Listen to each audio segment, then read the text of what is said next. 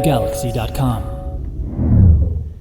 What's up, Backgammon fans? Mark Olsen here from Backgammon Galaxy, and I'm here again today with you, Justin Knoll. Thank you for joining us, Justin.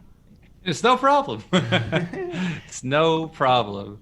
No, I look forward to today. It should be fun, definitely. Yes, so We're just looking over the match list, seeing who the matchups are coming up, and trying to organize which ones we want to watch. And there are a lot of good ones to choose from. So that's exactly it. I got the match list right here. Let me just share it with the viewers if I can zoom in here. So I think we decided on showing the Neil Caceres versus Tim Cross in the first round, and then we're gonna see what happens in the second round, I think, and make a choice from there. So I'm just gonna adjust the names here in the stream for the users to see. So it's Neil. I just gotta spell that. Caceres. Is it like this? Caceres. I feel like I'm spelling it wrong. I think it's Kazaross or something like that. That's how they spelled it in the sheet here. So I'm gonna spell it like that, but I have a feeling it's wrong. And versus Tim Cross from UK. Maybe there's two Z's. I have no idea. Who knows? Maybe there's a silent Z, some V, L. Silent letters, they always get me. Where's that name from? Caceres. No idea, but as long as he flies under the American flag, he's a friend of mine.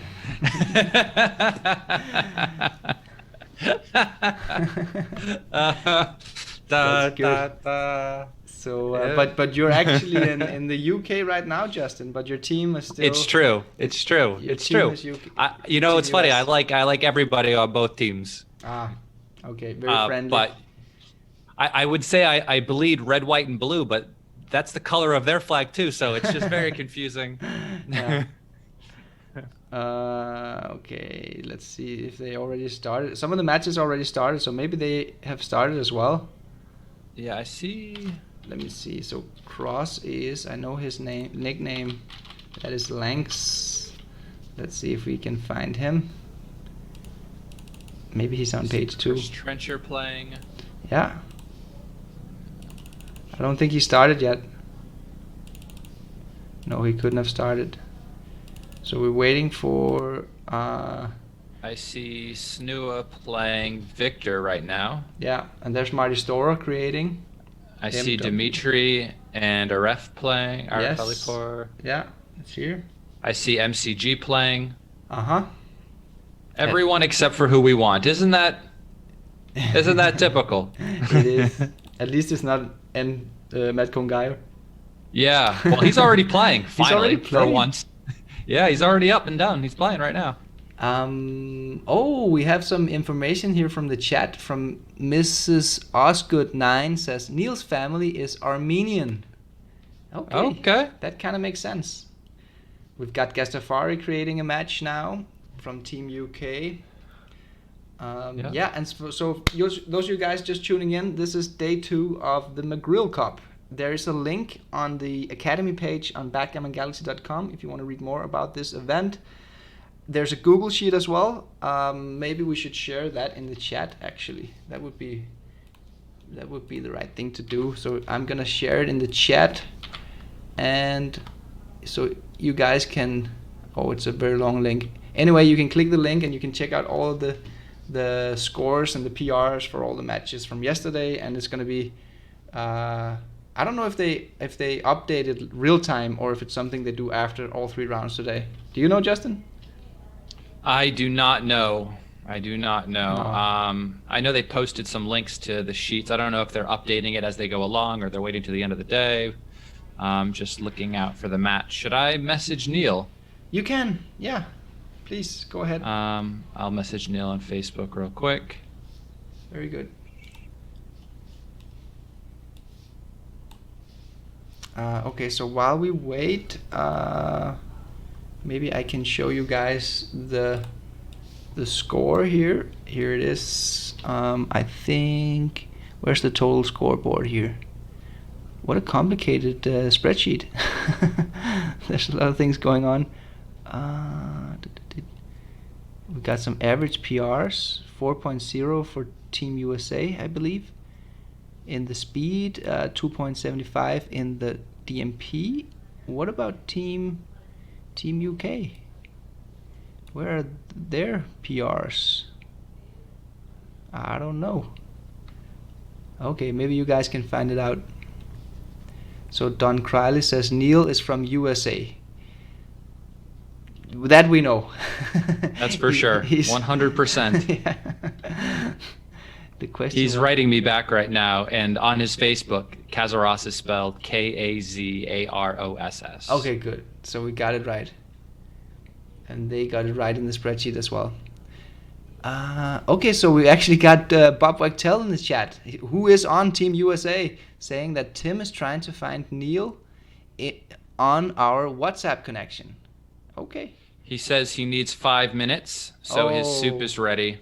Please tell Tim. Okay. Okay. So maybe we should just jump into another match. Yeah, we should hop into someone else, yeah? Yeah, let's do it.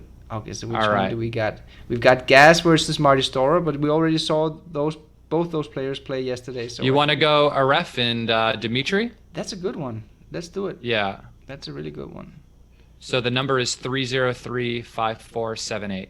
Good, I got it. Okay. Okay, so what's going on here? We're in game 2 probably. 2-0 for Aref. And it's not looking good for him in this position though. He's in trouble. He's got a hit again with the 4. Yeah, we've got and Dimitri is I think he's a Latvian immigrant, isn't he? I think so. Yeah, that sounds about right. Is he playing under? Yeah, he's even playing under the Latvian flag, not the American flag on Galaxy. It's fine by me as long as you show up in the big spots and tournaments and you bring it home for America. Everybody is welcome.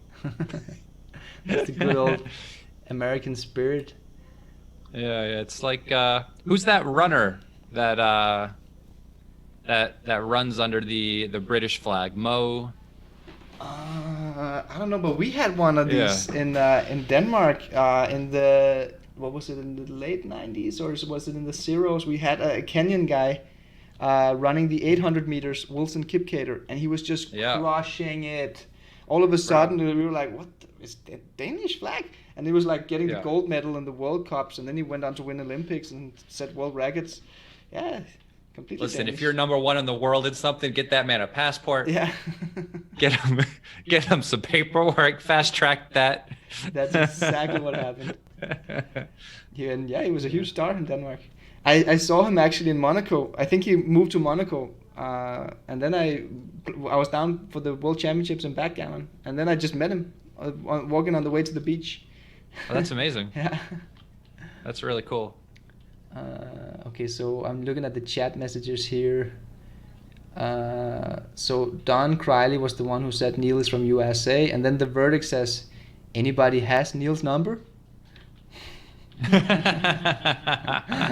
Neil's numbers jokes in the chat. Oh, shot time. No, yeah. Okay. It's gonna be a G.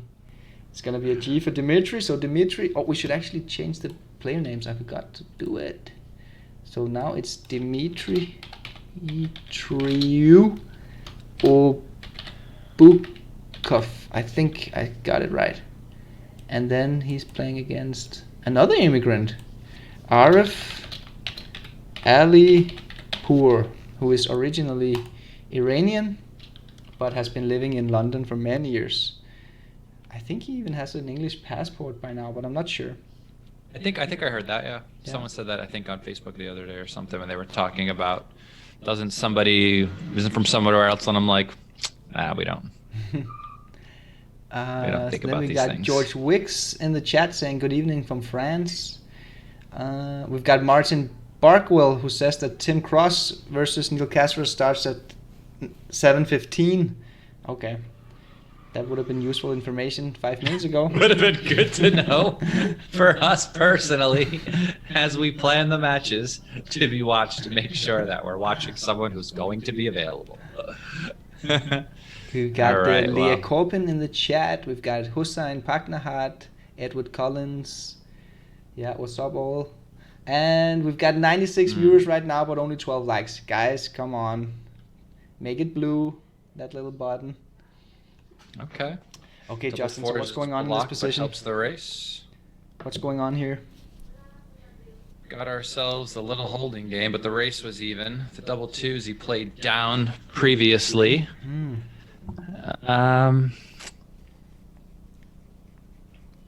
It's just a close race. Yeah, it's a close race. Just a game of high dice, you know? Yeah.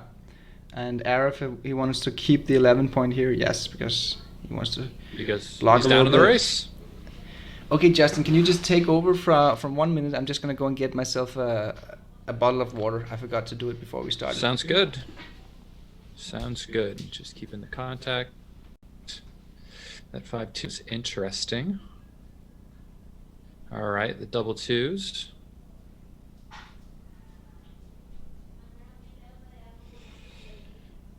Oh, and now it is cube time. There's just too many hitters not to double this. Oh, yeah, and he did. Too many missers not to take. And here we go. Off to the races. Too many hitters not to cube. Too many missers not to take. So yeah, classic spot. And here we are. Oh, he's already considering Dimitri's on a roll, considering the cube, up 5 pips. It's a bit early. You know what? I mean, it would be for money. I'm not sure about the score. That's the thing. It's the score here, because this would be right on the mark in a money game situation. Okay, he chooses to hold. Yeah, it feels right, but I would spend some time here, but I'm sure that Dimitri did his calculations. Yeah, I think it's a bit early. Yeah. So we've got Gasoin in the chat. We've got Chris Brand saying hi from Spain. What's up, Chris? Eric Peterson says extra likes for better dice. Okay. Alex Wilson from Russia. Okay, so now I'm just taking the 2 guys off. Yeah, he spent a little bit too much time on that one, didn't he? Yeah, it was like, is there some decision here where you would remain odd for, I don't know. But this has gotten interesting. What about now? Ooh, well, this is a redouble, of course. Yeah, this is of course a redouble. Huge redouble, and a huge and an easy take. Easy take, yeah. He's gonna win 11 out of 36. Please don't. Okay. Whew. Had me nervous he was gonna roll the ace there, you know. But and this is an 11-point match. And yesterday they played in the speed format. Now we're seeing a match in normal clock setting, which almost feels like slow motion to me. I don't know about you, Justin. After yesterday. Yeah. So are we hitting the outside guy? Yeah. I think we are. I was also considering box the ace is point. Very strong. Oh yeah! Wow, great cube when you're down. Can you ever pass this? My blood would tell me no. It's just too. Yeah, she's too underdeveloped still, right? It's too much of nothing. I think we have to find a take here. But yeah, I mean, I can understand why Dimitri is thinking here. It's not completely trivial. But I would... Oh, he does pass. He does pass it. That's one you gotta look up. Okay, I'm looking it up right now. That's a tough one for me. I don't know if I could pass that one. Let's see. Double, and it's an 11-point match, and... Even if I lose the gamut, I'm still ahead 2 points. I feel like taking it, you know?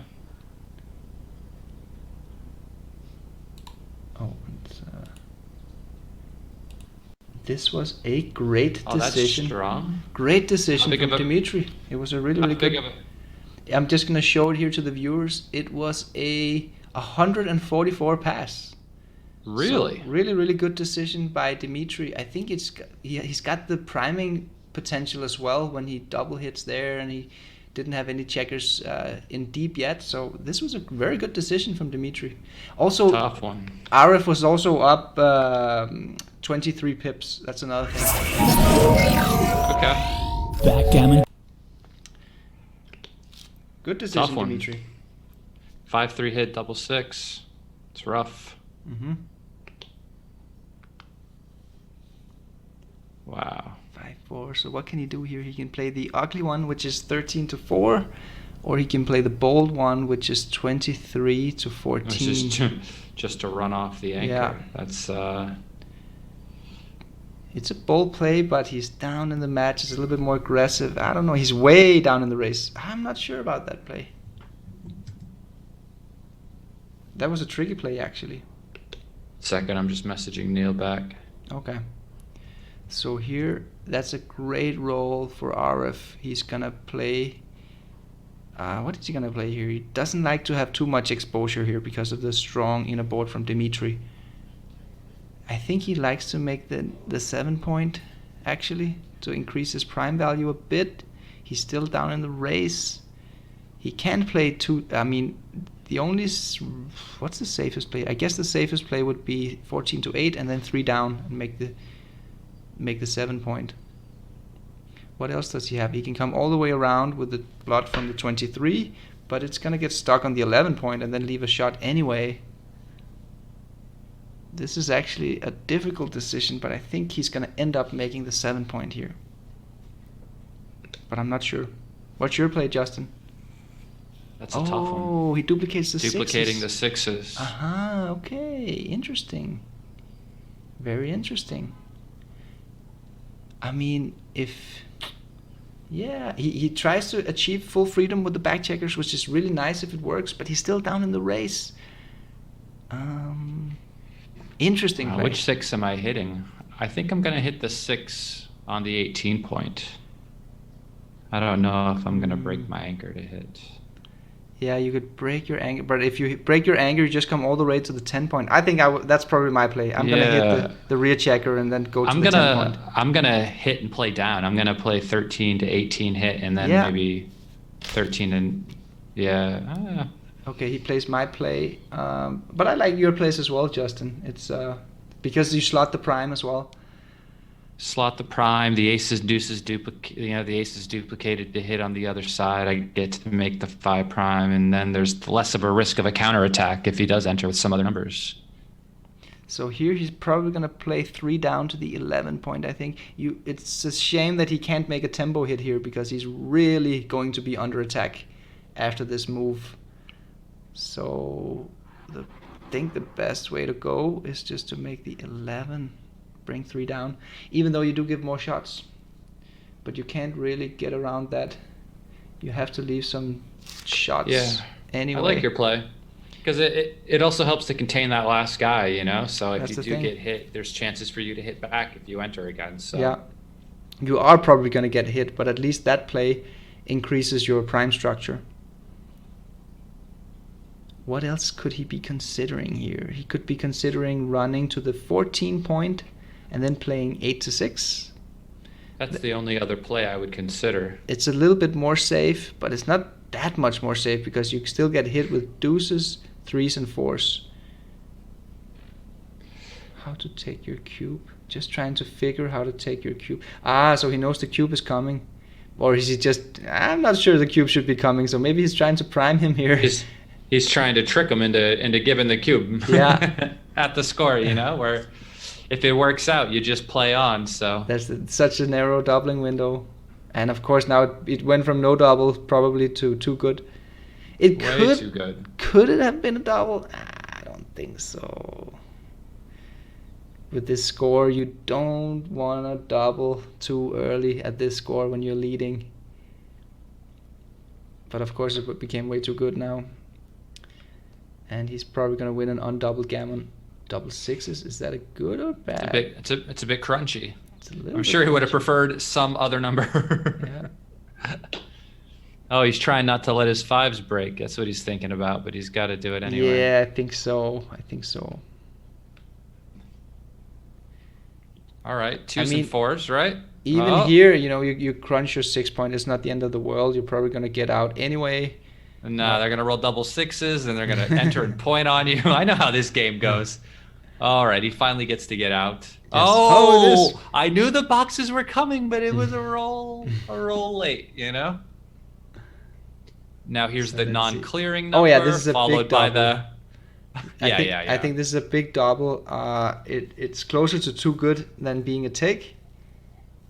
But I think you need to double here because it's very volatile. Even though you could play on too good and try to win that running gammon, it's not very likely to win the gammon.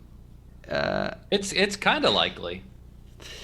Yeah, I would have doubled because of the volatility. It's kind of likely, yeah, it is. It's kind of likely. 4, 6, yeah. 12, 13. So Arif had 13 crossovers to save the gammon.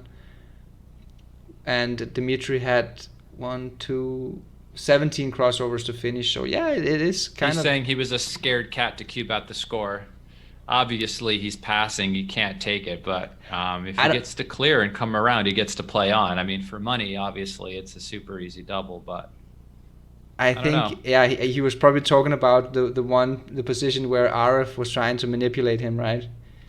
I think that was the position that he was talking about, because I don't think he meant this last one here we just saw where before he rolled the 6-5. It's funny how they're trash talking each other here. Yeah, it's fun. I like it.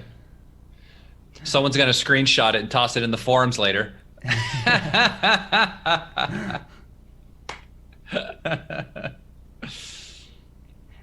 Let's see if he can get that G. If Dimitri wants this gammon, he's going to have to roll better than this. Yeah, it's not going to be a G. He's going to save it. Oh, all right. No gammon. Now he's going to cube. Oh, he doesn't want to give his opponent a decision. So he's just going to roll it. That's clever. Another little PR trick.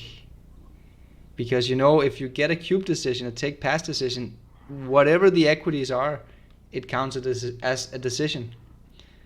So that's why Dimitri here didn't want to give Arif a decision. He just rolled it home, even though he had a gin position. You got to double this one. Oh, yeah, that's nice. That's nice. At this score, of course, you got to double. This one he can't pass. Good. Of course, he cannot pass this so early. Okay, so 5-3. That's not a good shot.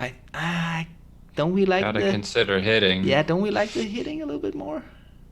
Unstacking, keeping a spare check on the midpoint, and breaking the connectivity between your opponent's two back checkers. I think it would have hit on the ace. 5-4, another horrible shot. I guess you just gotta slot it. What else you gonna do? Yeah, you just gotta slot it. What else are you gonna do? So we've got Mochi on the chat.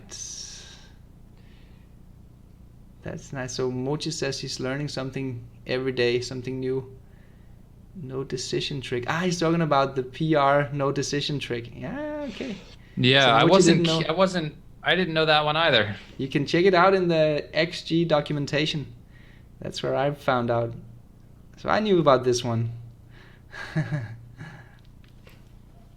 In this 4-3 is a great shot.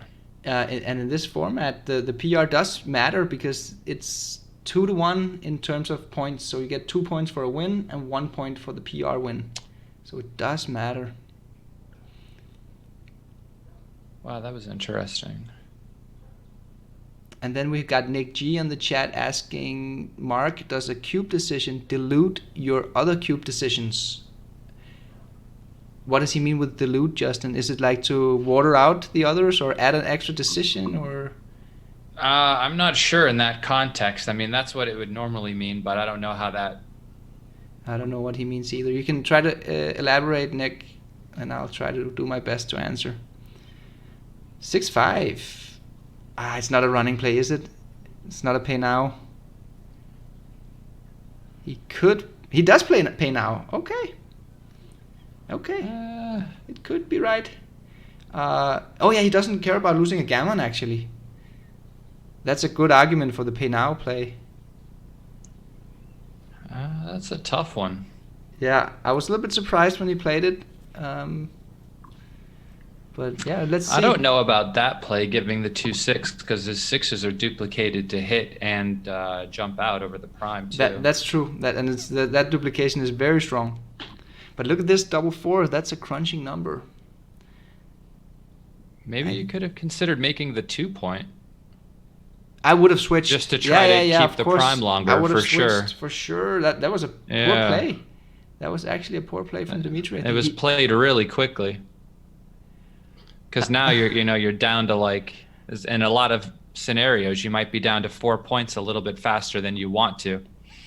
Oh, he slots here with 5-3. With 3-2. No choice. Oh, he could have cleared the 6 point. Oh, no. Yeah, probably. Okay. Now he's done. It'd be funny to see what his board would look like had he been able to play the other one. Had he switched, right? Whether or not he was able to maintain the 5-point board longer. Yeah. Mochi is asking you, Justin, what my English PR is. I'm Whose? Curious. Mine. Mark's or Mochi's? Yours? Listen, you speak English better than I do. My goodness. That is not true. Definitely true. Definitely true. I went to the school of hard knocks, my friend. No, I'm kidding. Okay, so Nick G is elaborating here. He says, if you add an quote-unquote easy decision... Ooh, was that the right 4-3? Or maybe you try to let him off the... You let him off by breaking the 8. You let him off with 6s and 5s. And you could have done the trap play, right? To attack him. It was the trap play. Yeah. That's what it looked like to me. The trap. I lost my concentration, but... I got a folder of those on my computer that I've messed up before, so I see those now, Yeah. And when you make the trap play, you really want that last back checker to stay as far back as possible. So something didn't look quite right there, but I can't really. I think you're supposed to break the 8 and let him off with the 6s and 5s, get him in the outfield since his board was broken down to a 4-point board there, maybe, and then just attack him with the other guys. Yeah, exactly. I think when your opponent cracks to a 3-point board, you can do that. Yeah. Okay, so Nick G elaborated. If you add an easy decision at the end where it's an easy pass, does it mean by doing that your cube errors become less costly because you got the easy pass correct? That's not really how it works, Nick. It's just a matter of your total equity loss by decisions divided by the total decisions you had. So what he did here was he didn't allow Arif to get an extra decision, which would be one higher, one integer higher in the numerator. No, wait. Justin, numerator, is that on top or on bottom? The numerator. I think that's the top one. Okay, so in the denominator, that's where the decisions are. So he just kept his number of decisions one less than it would have been, and thereby his error rate is going to be slightly higher than it would have been. So that's the extra decision will bring your overall average PR down because of the it's just, what is it? The number of errors, or the total quantity of errors divided by the number of decisions. Correct. And so the more decisions you have, the larger the overall lower the average will be, which is why in like short matches, when you make one error in the beginning and then somebody blitzes you off the board, your PR can be ridiculously high because you didn't get to make more decisions to bring it down. Yeah. It could also be 0. It's just more volatile because there's less decisions. Basic statistics. That's true. That is also the thing. You go, well, I know this 4-roll sequence and I didn't get to move after that. And so I know I didn't make any mistakes, and he probably made some technical errors along the way. So I'm sitting pretty. Go ahead and blitz me. Yeah. Okay, so 4-2 here. Is it a double hit? I think it's a double hit. I think you want to hit on the 5 and the ace. I mean, the problem for Dimitri here is that he's getting trapped with the back checkers, but you can't really play anything here because if he splits with a deuce or if he steps up, there's no 4 to be played. Well, the 4 could still hit and split with the deuce. Oh yeah, if you wanted that's just the ugly hit. I think I like this play. He gained some tempo. It's hard for me because I still want those back checkers to have some sort of freedom in daylight. Yeah. That's a great cube from Arif. Okay, so it was passed immediately. Actually, it does look like a pass at this score. It probably didn't matter which play you made. Yeah. Double 4s. I do like the resulting position with not the 2 guys on the 24 point though, but I guess it probably won't matter anyway. Now we will see the cube. I think, what is it, 5 away, 2 away? Oh wait, maybe not. No, it's probably fair enough not to cube here, but he's not far from it. Okay, what about the last ace? You point on the 5, of course, and then you slot. Yeah, I like that play. 4-6, fantastic shot. And double sixes for Dimitri here. What's the race afterwards? 49? Yeah, it seems right. He keeps the holding game and the goalkeeper in place. Okay, no shots from Arif. Fair enough. 6-2 for Dimitri.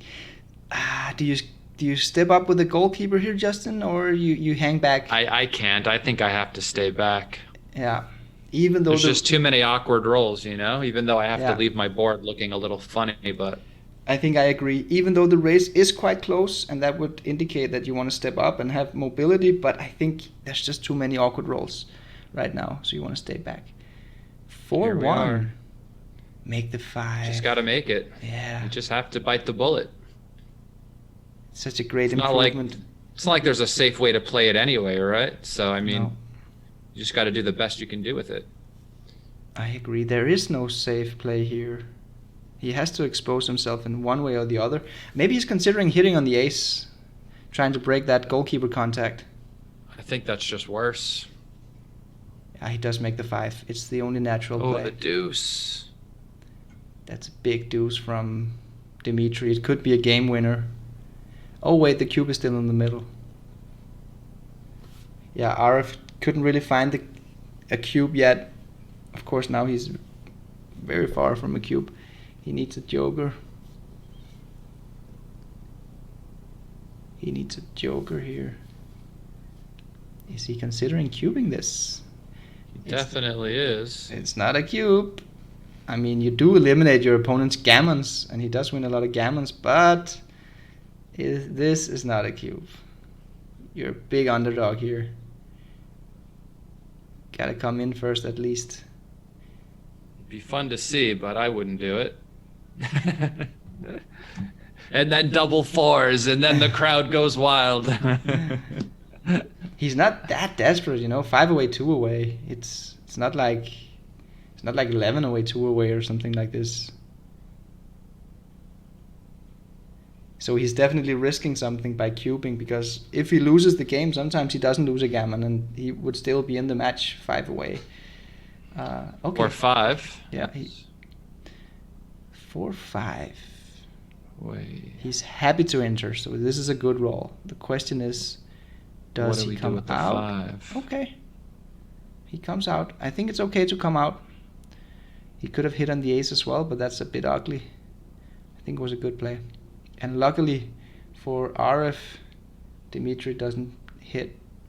Oh, he got disconnected. He got disconnected. This makes much more sense than thinking about if he was cubing this position. Yeah. We're trying to figure out, is he thinking about cubing? Yeah, it makes much more sense. So now we got a holding game. Very, very even position here. I think that Arif is a slight favorite because of his more advanced rear anchor, but Dimitri's got the race. Not anymore. Not after this double 4. Double 4's a great shot. Should be a cube now. Let's see. 5-4. So it's 3 pips up. 2 down. It's so easy to take. I don't think it's a cube. And I think you want to keep the structure, right? Make the 3-point. I think I would make the 3-point and keep the structure. Yeah. That's what I was looking at. Yeah. Okay, so now it's just a race. Actually, a completely Steven race. Now Dimitri is ahead a bit.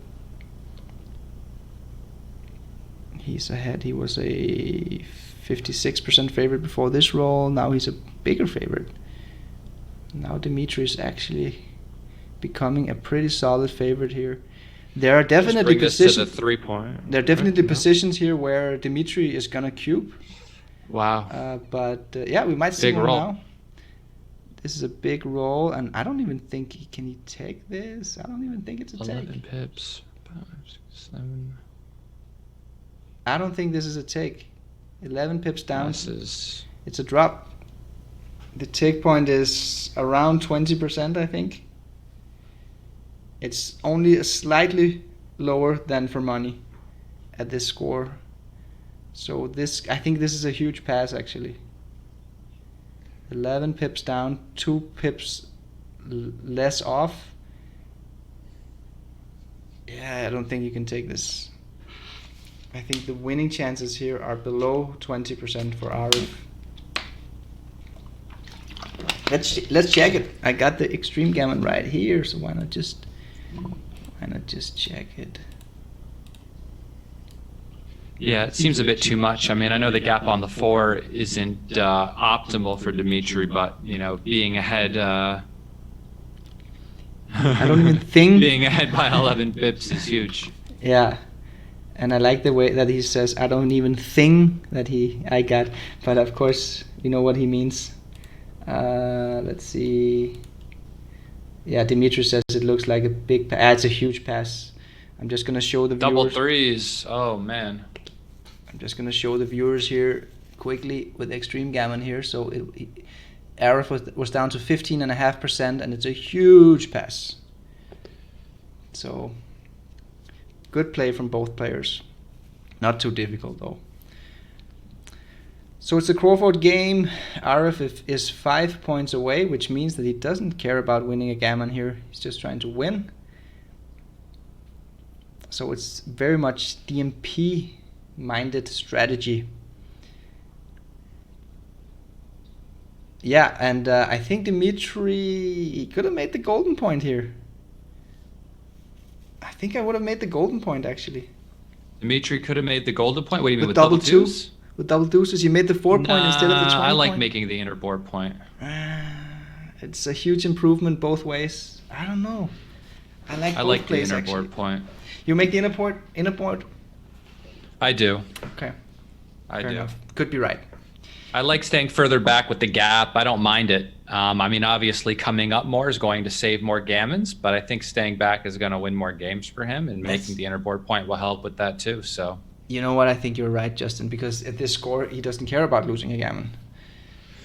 So, with that logic, it's probably correct. And he was down in the race as well, so he chose to stay back. It makes sense. What about now? Do you leave any shots here? I think I like the play here from Arif. He leaves the 1-6-3-6, but he gets to bring his checkers better home by shifting to the 8 point. And it seemed that he had to expose something anyway. Now I think you play with 0 shots, right? Yeah, I'm not going to give anything anymore. I mean, it's just because you're going to have to leave too many in order to make the bar or do anything interesting otherwise. So I think you play 13-6. That would be the bold alternative. 13-6. But that leaves you 1-6, 3-6, 3-1, and double 1. That's 7 numbers. I think it's too much, especially when you have a 0 position available. I know you'd prefer to stay flexible, but you didn't roll a number that allowed you to do it. So it's just seven shots. It's just too much. If it was like 4, then maybe. Yeah, he does play safe. I like it. Ace-6, he'd been hit. He would have been hit. I'm very results oriented, But Justin, now you come down. Oh, when he gets hit again. He does the 6-1. But Justin, did Double you know threes, that fan. the quantum particles would have been arranged in a different position if he had made another decision? Of course. So the random dice generator might have not have generated the same number. It's very true. I believe in it all. So 4-2 here. Okay, so now Dimitri is priming. I come out. Yeah, come out for sure. I come out, that's a big shot here. He can come out and hit and come out. Ace-5, he hits back. Oh, yes, another big shot. It's huge. Crucial. But what do you got? 6, so he hits him again. Oh, man. Where does he hit him? Outside, inside? Outside. Definitely, yeah. Definitely. Oh, what is this? 3-1. There's so many. Makes the ace point. Just make the ace point. You got to make the ace. You don't want him making the ace, so. Yeah. Yeah, you probably prefer that he makes it on the 3 because you're just going to pick up blots here. Yeah. He didn't leave any double 3, no. And now he's just going to pick it up. There's a little bit of BG in this one. And you know what? I think Arif even mentioned it earlier in the chat.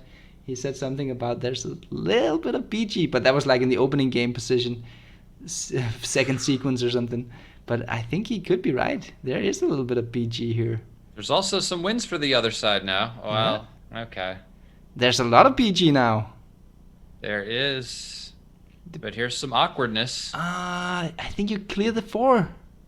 Oh, that will get rid of the awkwardness. Yeah. Yeah, I like that play. Yeah. I like that. Wow, there's a lot of BG now. Can Arif do it? Mages. No, he can't. Maybe he can.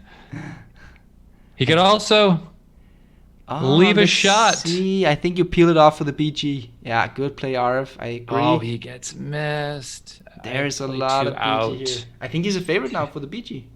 Yes, much to my dismay. Wait.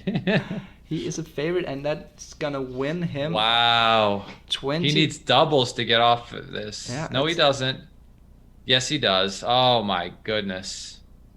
Look at that. Pretty big. It's like 25% extra match winning chances by winning that BG. That's the BG I was talking about. Oh man. We've got some results in the chat here. We've got who is that? Max Urban is saying 4.1 versus 3.4, but I don't know what match he's talking about. Then we have Bill Riles beating Wallow of Denial on both DNP. counts. Here we are, last game of the match. Yeah. Just forced to make the 3-point. Oh, this is a slot. Wow, here you slot. Yes, definitely. It's a slot. 100%. You want to play prime? Okay, yeah. Good play, Arif. Oh, too strong. What a shot. Hit. Oh, yes. He knows that one. Oh. Come on, Dimitri. Yeah. Wow. That's a sick. Oh, he can get the back game now. Let's see if he can get the back game.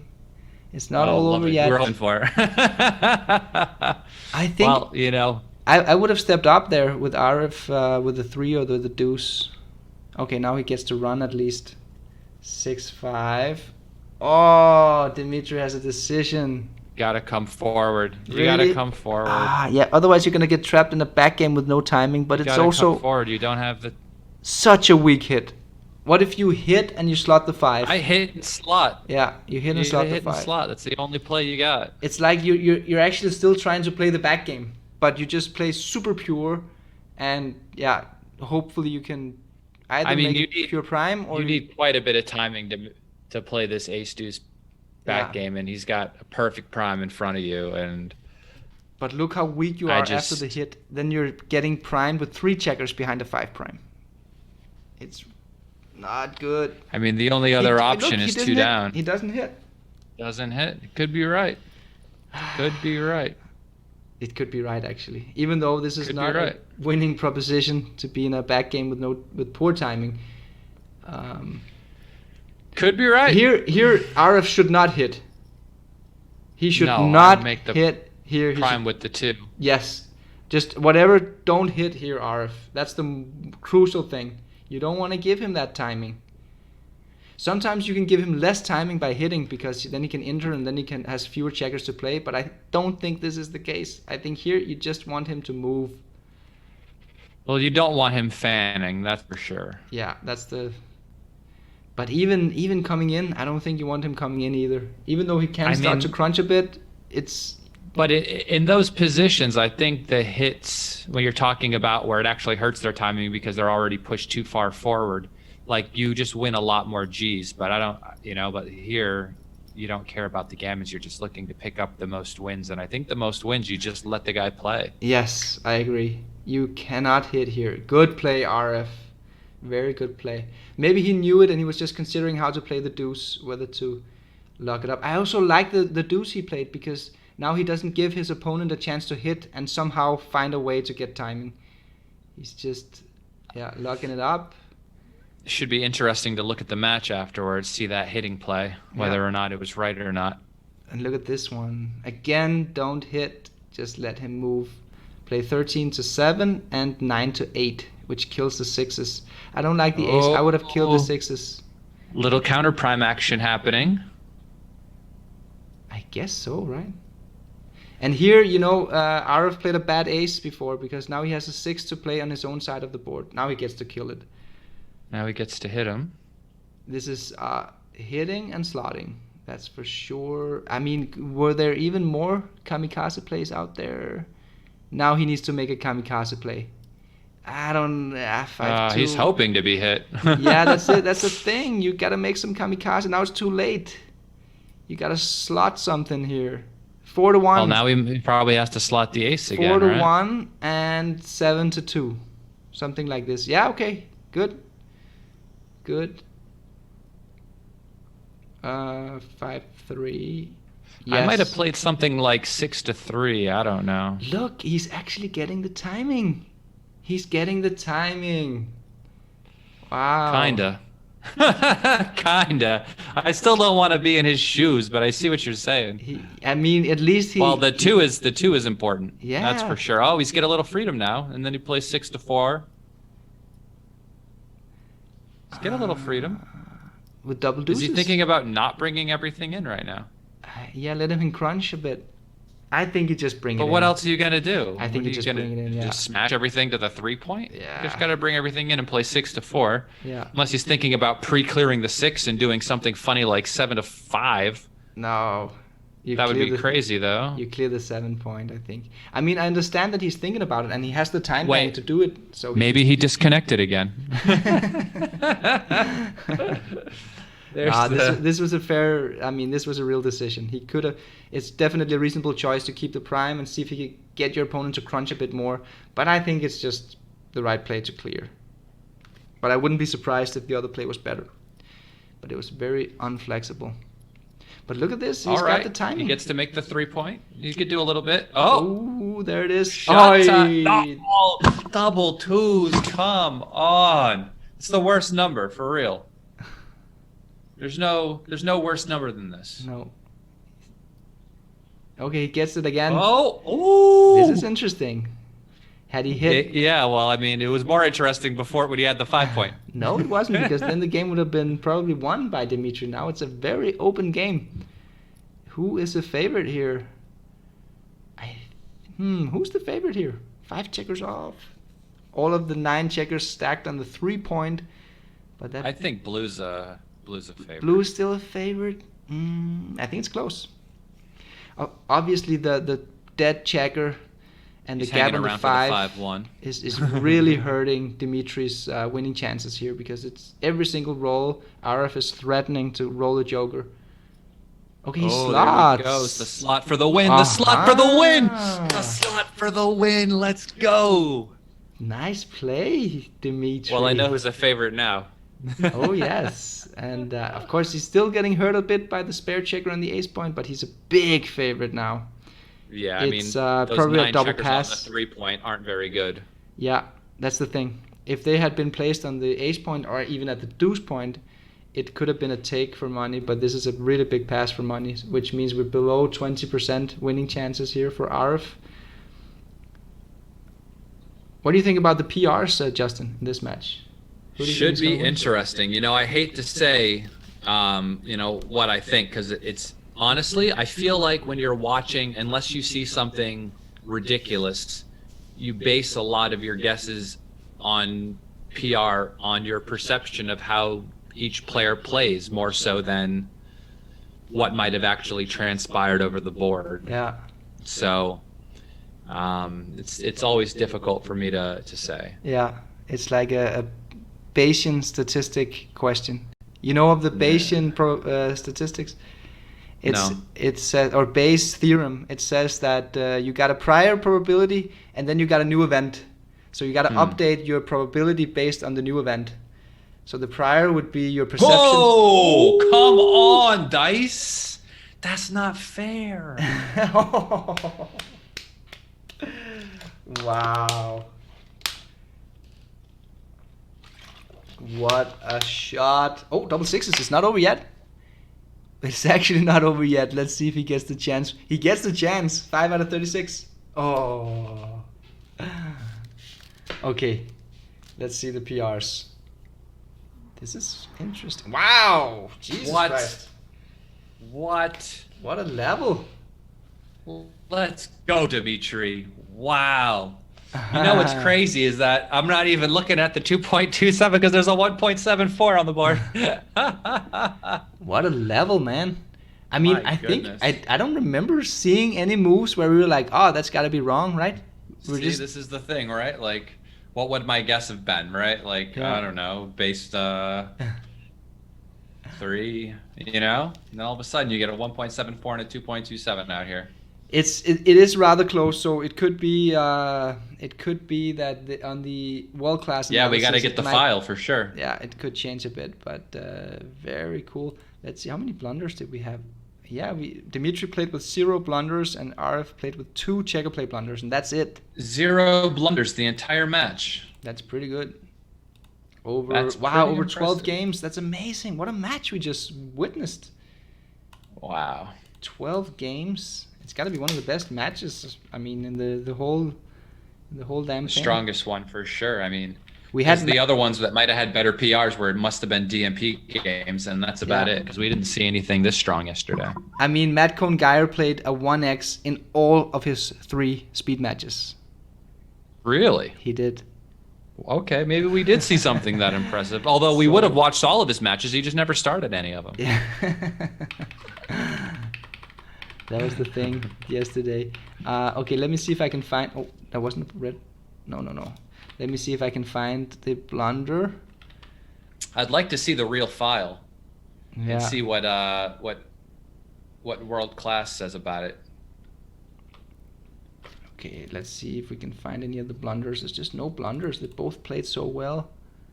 That is a brutal loss for Dimitri there. That is absolutely brutal. Oh, game 5, 5-3. Looking through. We were talking about it. The right play is to make the ace point. Oh yeah, now it actually makes complete sense. I think I said something about just hit on the 16 or something. I go, do you hit the outside guy or do you make the ace? I wasn't sure. Yeah. It's interesting. I think it looks much better. Probably now. Because of the guy on the 18 that's stretched out there to freeze him there, yeah? And you give almost no good rolls for your opponent. It's only the 7s that come out and make the anger. If you hit on the outfield, he has so many good rolls. Even 6s that miss still makes the advanced anger. So I think that you just give too many good rolls if you hit. So you got to make the 5. And then we had a good pass afterwards from Dimitri. Tricky decision. So that was 1 out of 2 blunders. Let's see if we can find the other one. Oh, interesting. It was actually a small drop in game 7. I would have taken as well. Game 6, the 2-1. I was thinking about slotting 6-5 after entering on the 23 instead of him making the 23 point. Oh, I'm way ahead of you, Justin. Yeah, a lot of it goes by a bit too. I found the second blunder. It's in game 9 with the 5-4. Oh, this was a tricky decision. Again, I think eventually we agreed. It was like, okay, yeah, coming out is probably good, but you gotta make the tempo hit. Yeah, there's just a lot of blots out there. There is. Look at the 9 dancing numbers. And look at his next roll too, 6-5. Wow. Yeah, 6-5 that misses, but had he gotten hit, he would have been in big trouble. Okay, and then we had the double. That was quite a comeback. It was. What about let's check out the back game. That was the last game, wasn't it? The back game, game 12. Yeah, that hit or no hit decision was interesting. Yeah. Okay, I'm gonna run through some of the moves here in game 12. I'm starting at move 11, the 3-1, first mistake from RF. I think we called him out on this one. He should step up with a back checker, and then there's the 6-4 running. Oh yeah, 6-5 from the hit Dimitri. Was right, yeah. The hit was right, hitting and slotting, and it's just because you're desperate. Your timing is so bad that you gotta do something. It's not that you trying to avoid playing the back game, because the back game might come later on, but just hit, get some mobility, play pure slot. That's what you gotta do. And then a good play with 5-2. Yeah, I mean, to play a proper ace-deuce back game, you really need a lot of timing, and you just don't have it here being primed like you are. It's just a losing proposition. Yes. And then what is going on here? Oh yeah, then Dimitri, he gets the 3-1 and move 18, and he should hit and slot. You gotta fight for that. For the timing. Timing, yeah, it makes complete sense, and it's also very pure. Then what else? Did he miss some slotting plays here? 6-3. Yeah, he doesn't really have anything else. He slots and hits. That's good play. And then our fans 5-2. Oh yeah, with 5-2 he missed a beautiful play here. 6-1, 7-5. Move 22. 6-1. 6-1. 7-5. Just open up, right? Yeah.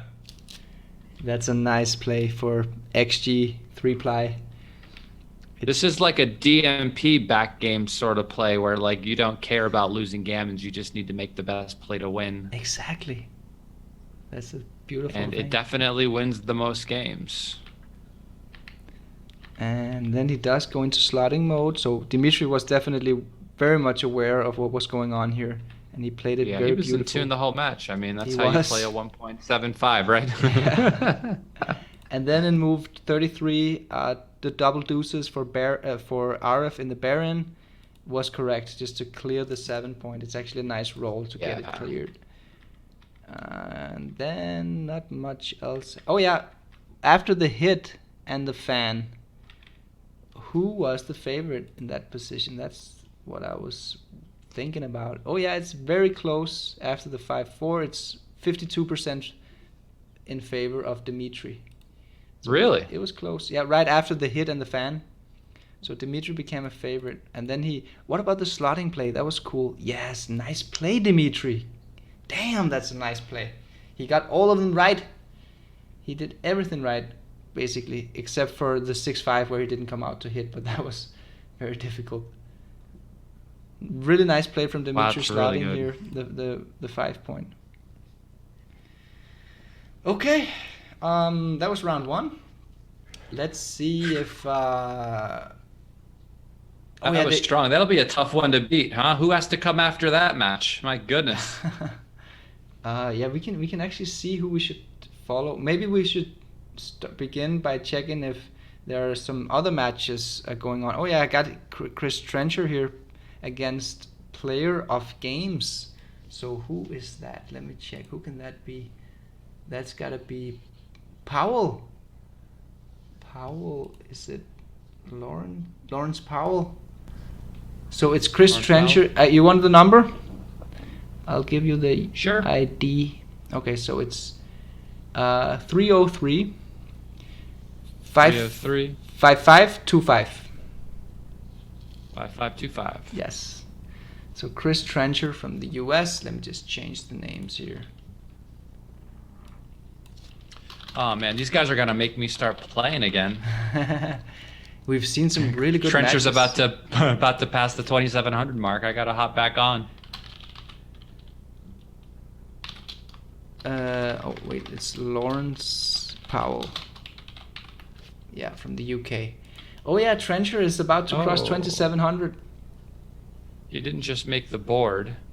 He safetied the other checker instead of making the 3 point, which I thought was interesting with the double threes.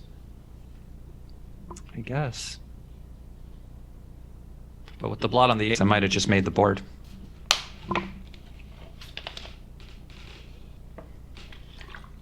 So we've got Lawrence Powell playing as the blue checkers, leading 8-6, and Chris Trencher.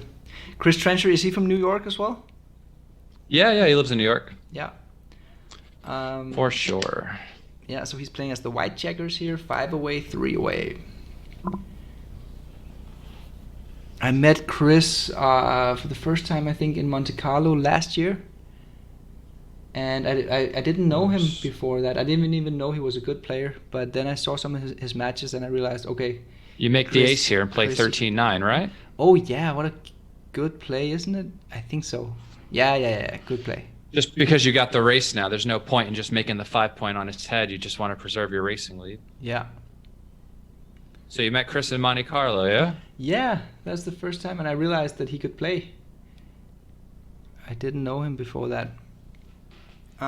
This is a cube. Yeah. Why didn't just on the race? Yeah, on the race and the score as well. The threats, yeah. And he's down as well. That's the thing. That was a weird decision that he didn't cube this one. But what about now? It's probably a cube for money, you know? Yeah, it could even be a cube based for money. on the race and the threats alone. So it's probably a really big cube. Again, this is another cube miss from Chris Trencher at this score. This is what you get for complimenting the guy, you know?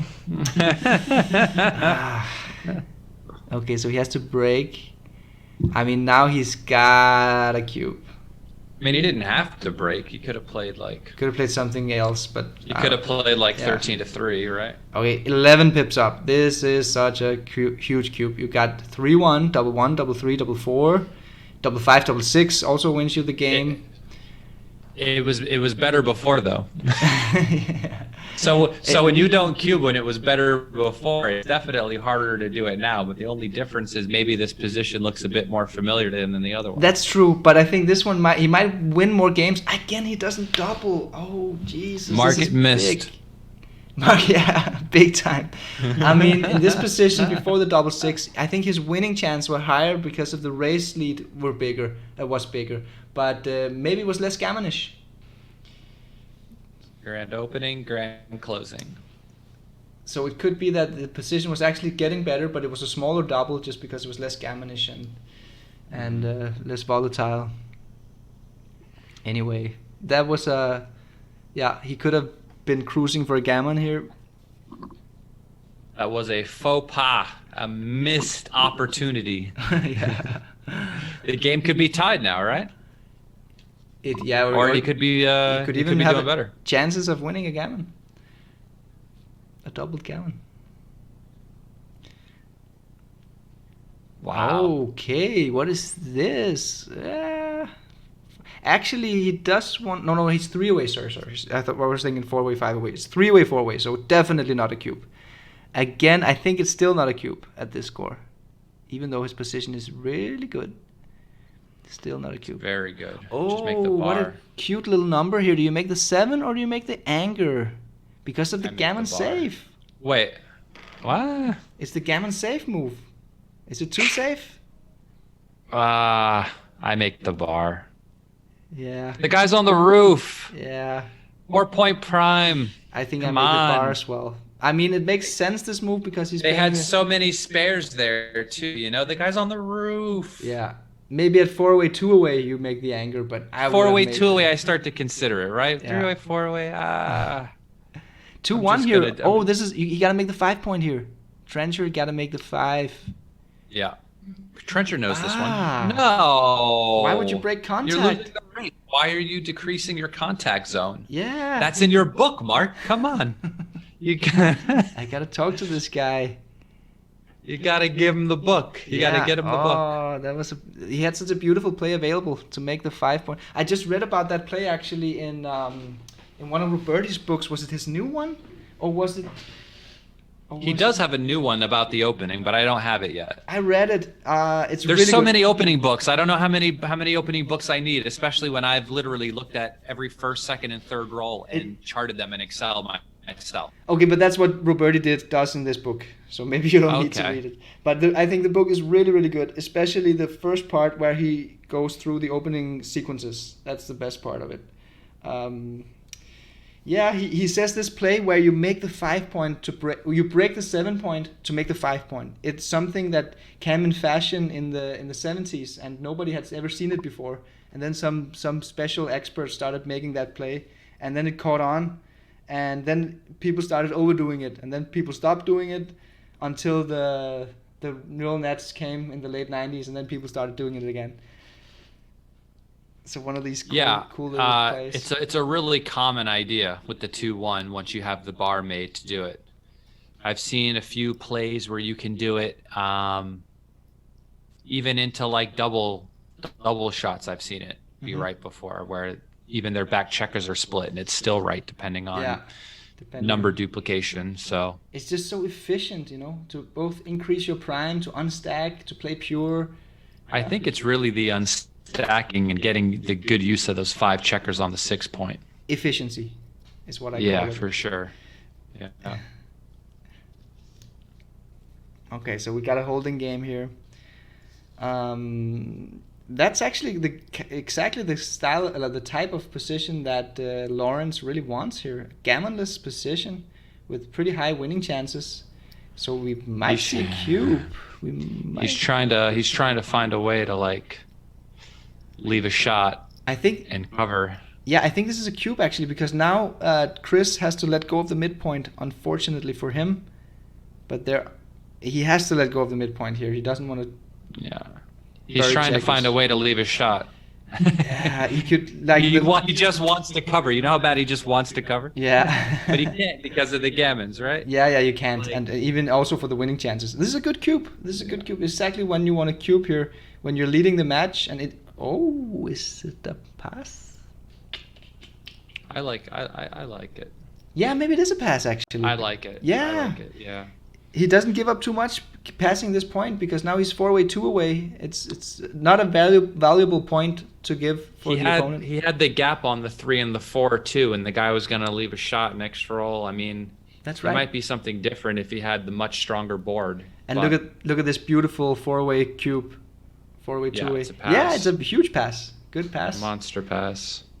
Good pass. He knew it.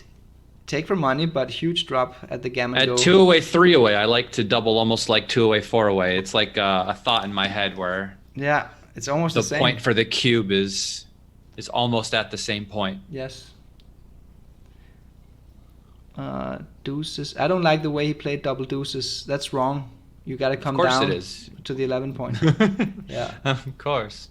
Well, he should read Roberti's new book.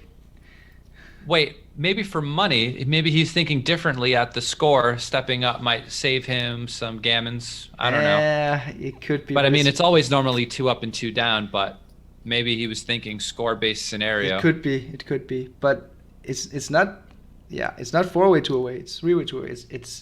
It's mini gammon go or semi gammon go. At 4-away, 2-away with those double twos, are you just making the 20 and not making the 4 at all? I could be actually.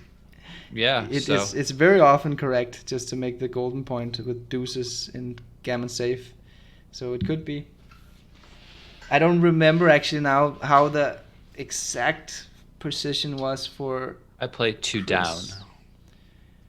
Oh yeah, we're here with 5-2. Yeah, I've just played 2 down. Flexibility. You just have to try to find a way to bring the position home, and I can tell you, playing all the way to the 6 point again won't do that. Yeah. It will not do that. And it's just 4 numbers you leave, and there's even the blot on the 5 point that you can hit back. It's a very clear play, I think, to just come down with 2. Yeah, good play. It makes it so only much 3 easier. numbers hit it, right? Double 5s. No, sorry, double 4s and 6-2. No, double 2s as well. Double yeah, twos. yeah, that one. I missed the double 2s. 5-3. 5-3. Slot and make the 5. Slot and Slot make the deuce. 5? Slot the deuce. Oh, it's purple's roll. Yeah. Blue. What color is that, by the way? Is that blue? Is that purple? I would say dark blue. Dark blue? Yeah.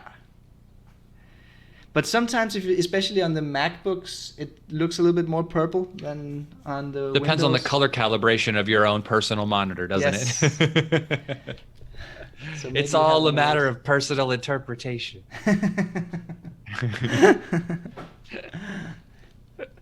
Yeah, everything is a social construct. Don't buy it. Okay, so 5-2. Okay, yeah. 4-1. Here, I don't think you want to leave a shot here. Yeah, just I think cover. just cover here. Looks good. Oh, Barcelona just scored. Was it Messi? Barcelona or Barcelona? Barcelona. They scored. I think it was Messi. Let me see who it was. So they're playing against Napoli in the Champions League.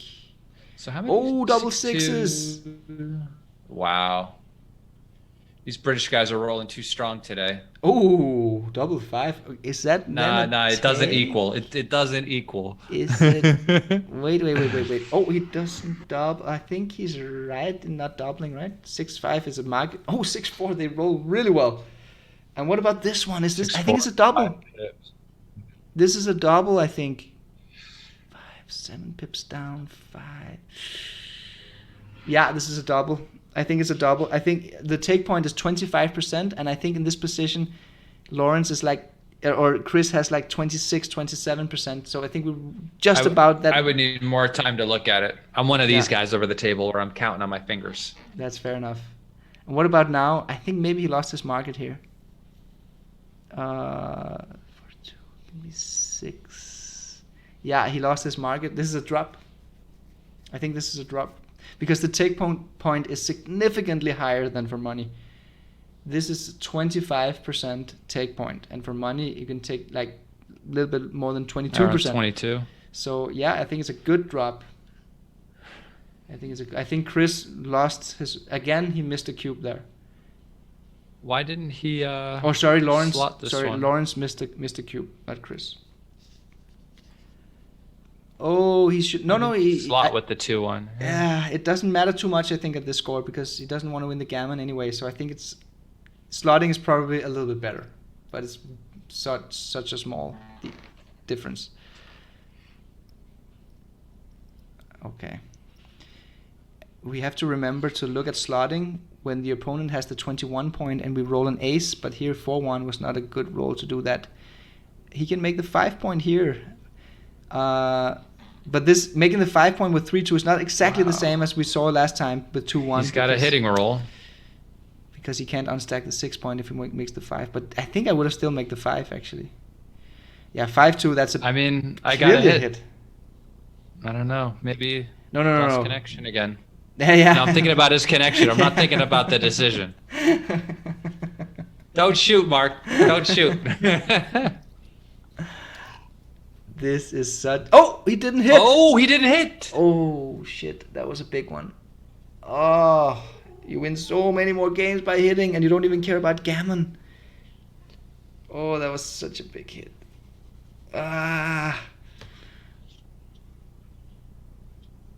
Every drop, right? So I mean, what's it worth? Like an extra percent? I mean, you don't really lose many backgammons, right? There was also the running play. Okay, 6-4. What about now? Now he's a little bit in trouble. 2 down with 6-4. Wow, he's up by so much in the race. Yeah, he needs to get off that anger, otherwise he's gonna crunch.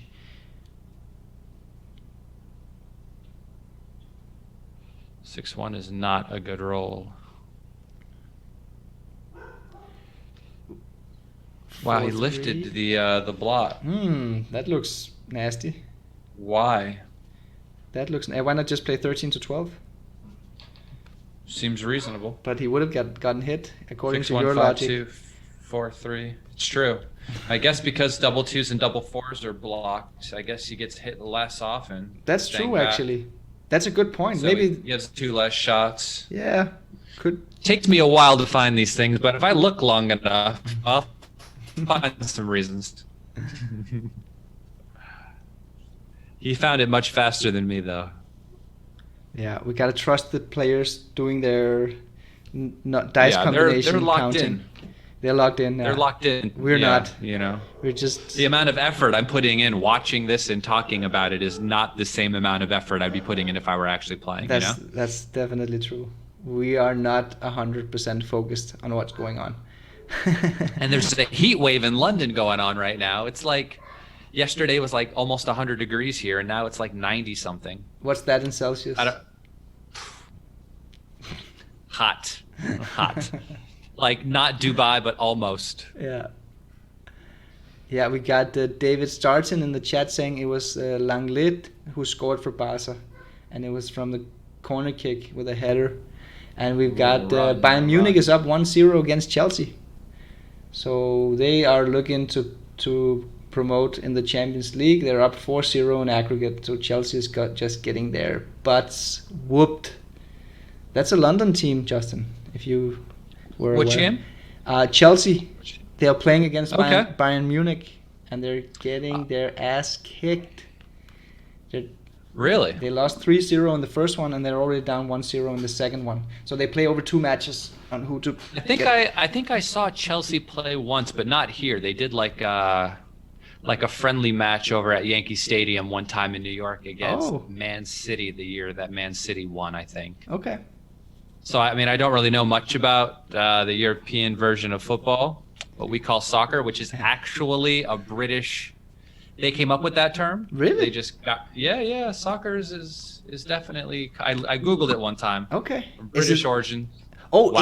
Aces were huge. He needed that double ones. That's aces huge. Were huge. He's gonna roll doubles again. I thought it was game over. Thank goodness. Let's go, Trencher. Yeah. It's in the trenches with Trencher. Let's go. Yeah, this is going to be a double match point because now Trencher is going to cube and he's going to take. He's going to take, of course. Is soccer a derivative? Fantastic roll. Is it a derivative of socks? Does it have anything to do with the socks they were wearing while playing? No idea. I just know that a bunch of British people were making fun of me for saying soccer, and I had to look up the fact that they created the term to begin with to counter it. I'm like, like leave me alone. So Alex Wilson is asking, what is Barcelona's PR? I can tell you that Barcelona is playing a negative PR when Messi is on the field. He's just outplaying everyone, doing stuff that's not supposed to be possible. I make the ace and step up. I don't think I run, Good play. Good play. 5-1, that's a little bit tricky.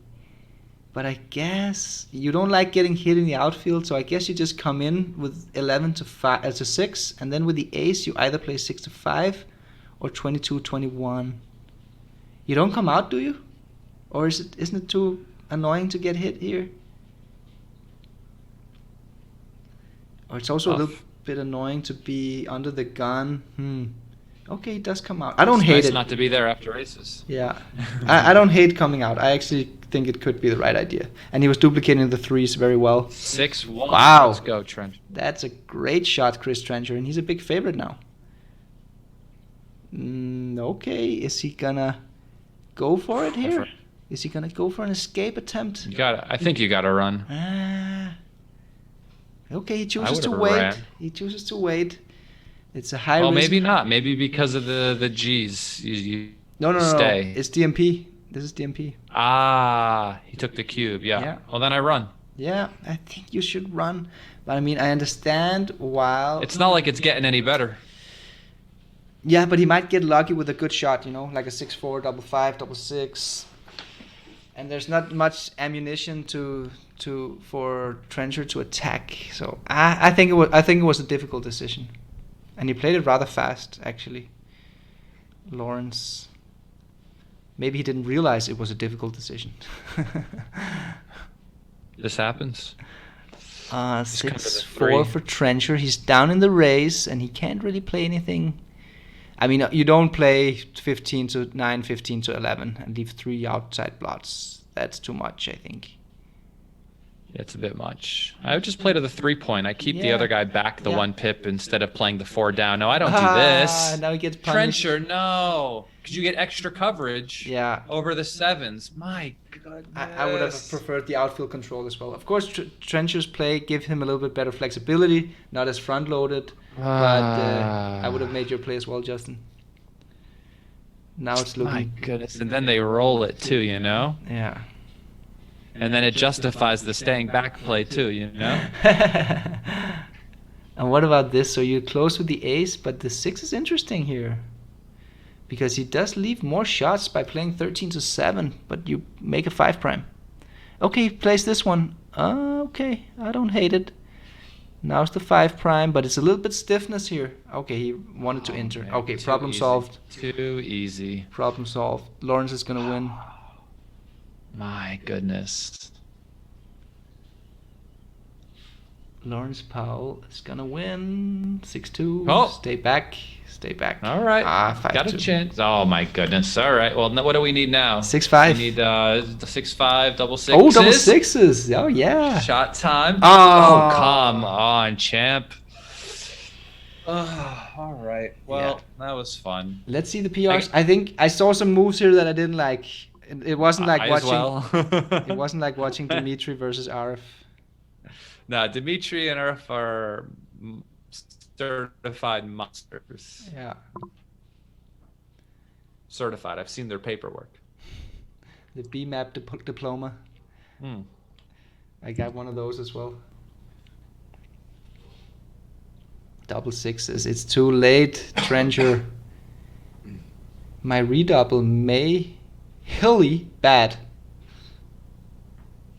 I don't know what he's actually. I mean, I think I understand the content, but I couldn't guess what the word composition he was trying to get to was. Okay, let's see. Okay, all right, Trencher, nice play. Trencher plays a good match, 3.27, and Lawrence not so good, but he lockboxed it out.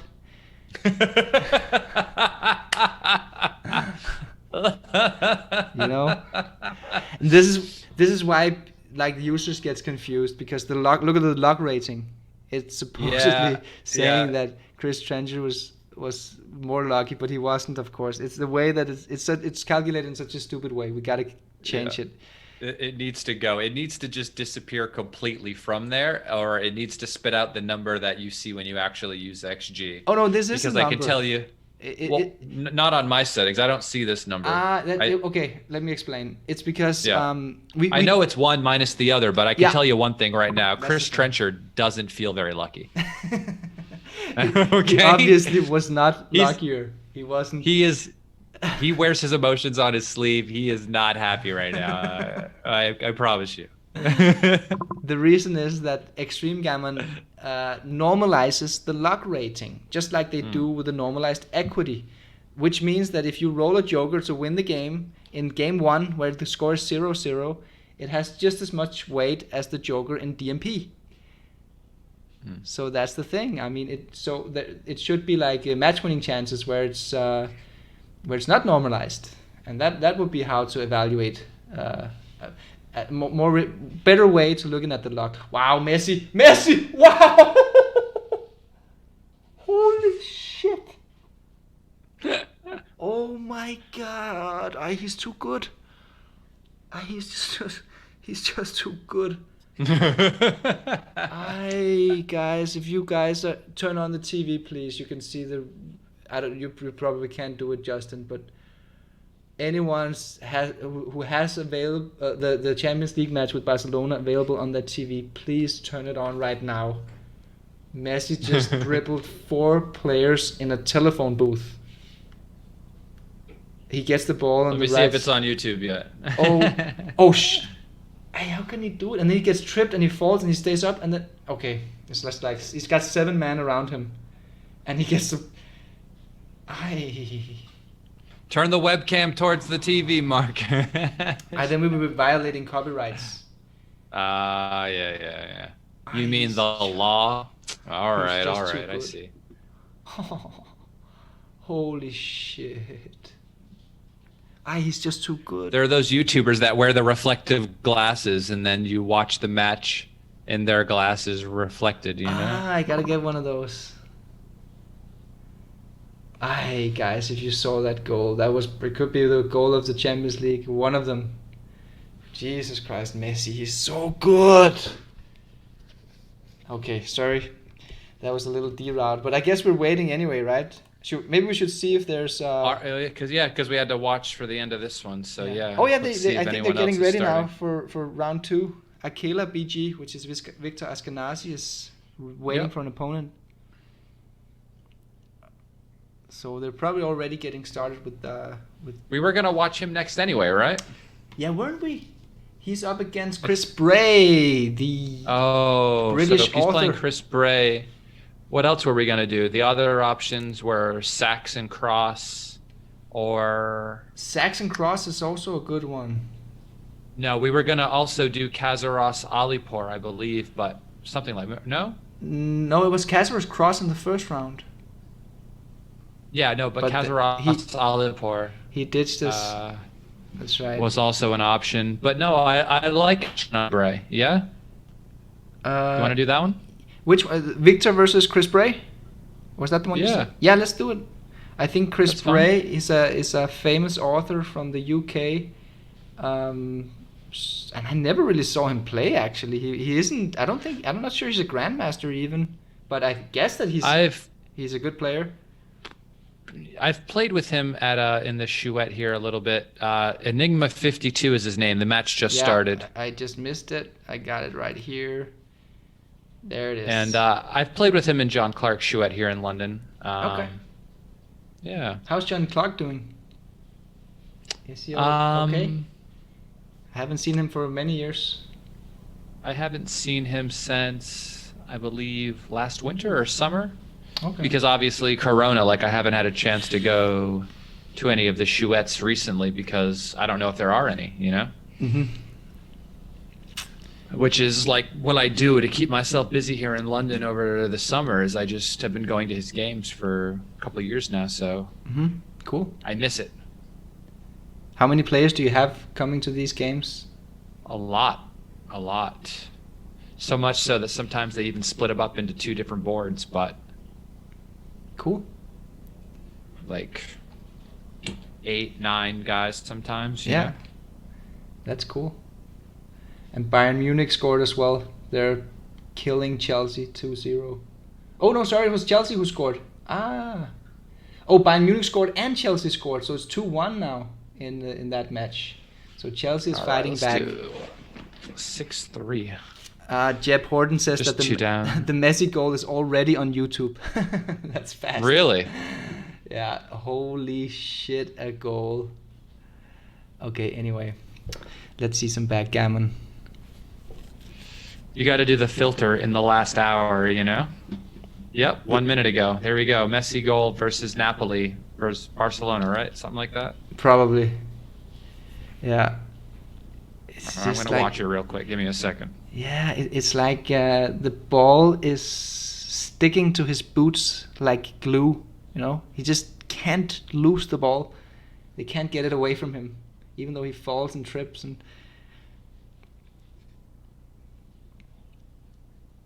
2-1, okay. I guess you got a hit. So how do you hit the best? I guess it's coming in on the 23 and hitting with the ace.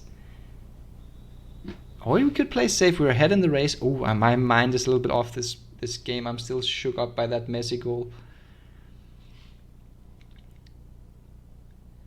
So, Viktor might have a cube now. It's a little bit early. No, you know what? I think this is a cube for Viktor. I like the cube. He has a 5 prime.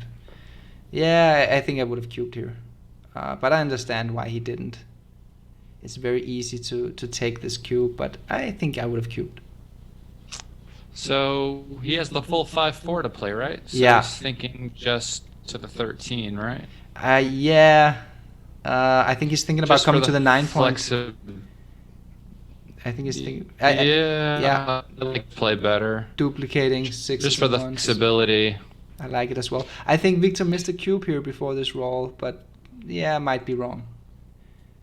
Who am I to second guess here? Viktor's obviously thinking more thoroughly about it. Oh, double 5s. Still far from a cube. Okay, 6-2. That's a pretty good roll, but he still needs some 5s. Pretty good. He still needs some 5s. Definitely needs 5s and 1s and 2s. He does not need that roll. Is this a cube from? Oh, Viktor. This is definitely a cube. Viktor has auto roll on the dice. Oh no, he doesn't. There goes the PR. Yeah, he missed already. It. That's the danger of the auto roll function. Well, now it's too good. There you go. Yeah, now it's too good. So now it's too good. Now it works again. Just leave it on. He's probably cursing at his, at his thing right now. I've never turned auto roll on. I like pressing it. I'm totally fine with rolling. I have very much respect for it. I know that this could happen, so you just gotta be careful if you use that auto roll function. Okay, he's just destroying him. Yeah, it's just way too good now, but that cube from the roof would have been a nice one. Messi just hit the post. No, it was Suarez, sorry. Messi scored. Jesus Christ. Again? Messi just scored again. Yeah. Yeah, he's just superior. He's just on another level. You think he can stop time? it's I think he sees everything in slow motion compared to everyone else. So kind of it's like he has cheat codes, you know. If this was a computer game, he just has cheat codes. Oh wow, that was disgusting. I finally just saw it. Holy crap. Oh, that's the first goal. The second goal is also a beauty. Wow, it's so the technique, and then he just puts it in soft. This is football porn. Watching Messi play. Oh, Jesus Christ. Yeah.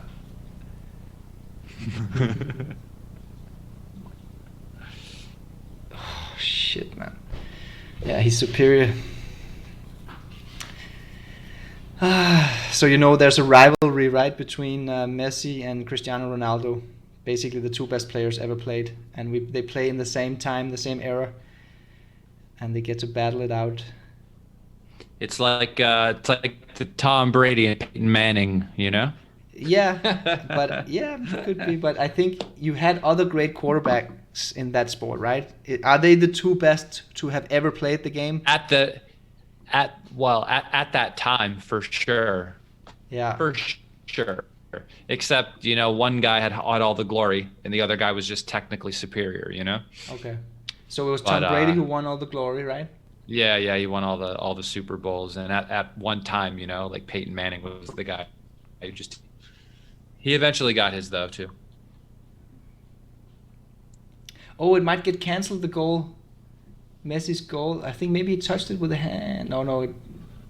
That's the thing. There's a new rule. This VAR, video assistant referee, so they have to review all the goals if it's good or not. I think it is good.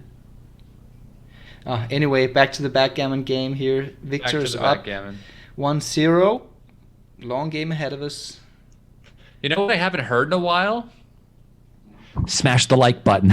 Oh, yeah. We only got 41 likes.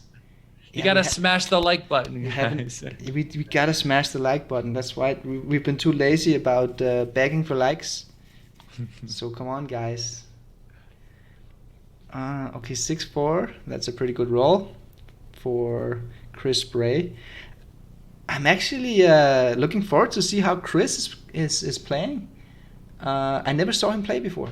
I know his name through his books, but never saw him play. Oh, Chris Bray. Yeah. The one where... Okay, I'm going to focus on this now. Uh-huh. All right.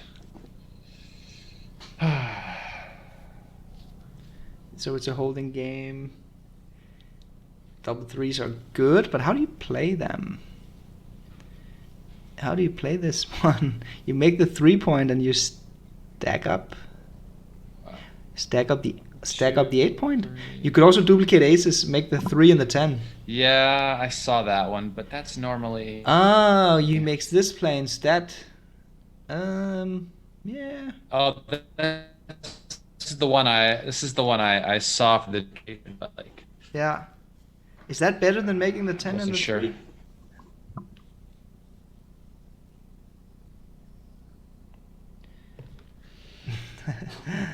Yeah, I don't know. No, I like the 3 better because okay. I mean you're making 2 points, right? And the unstacking of the point, it's now he's hit anyway. Okay, so that's the hit, and with the deuce you step up. Just continue, yeah. Yeah. I mean, the other play is 6-4, which I know you hate, but yeah. Here, I think maybe here it wasn't that bad. But I just think it takes precedence to step up. I think so too, because then you get 6s out. If the guy fans, you can improve your flexibility that way. What about the 4-1 here? He could have stayed back as well, but he chooses to make a point. Yeah, it's probably okay. The race is close. The race is close. He could have had a shot here. 6-3. So now he has to leave a fly shot. I guess it's. Oh, he doesn't. Isn't that? No. Is that? Yeah, you don't want to play this. I leave no shots. You leave no shots? I leave no shots. I don't like leaving shots. Okay, fair enough. Not when it's close. But it was just 4 numbers.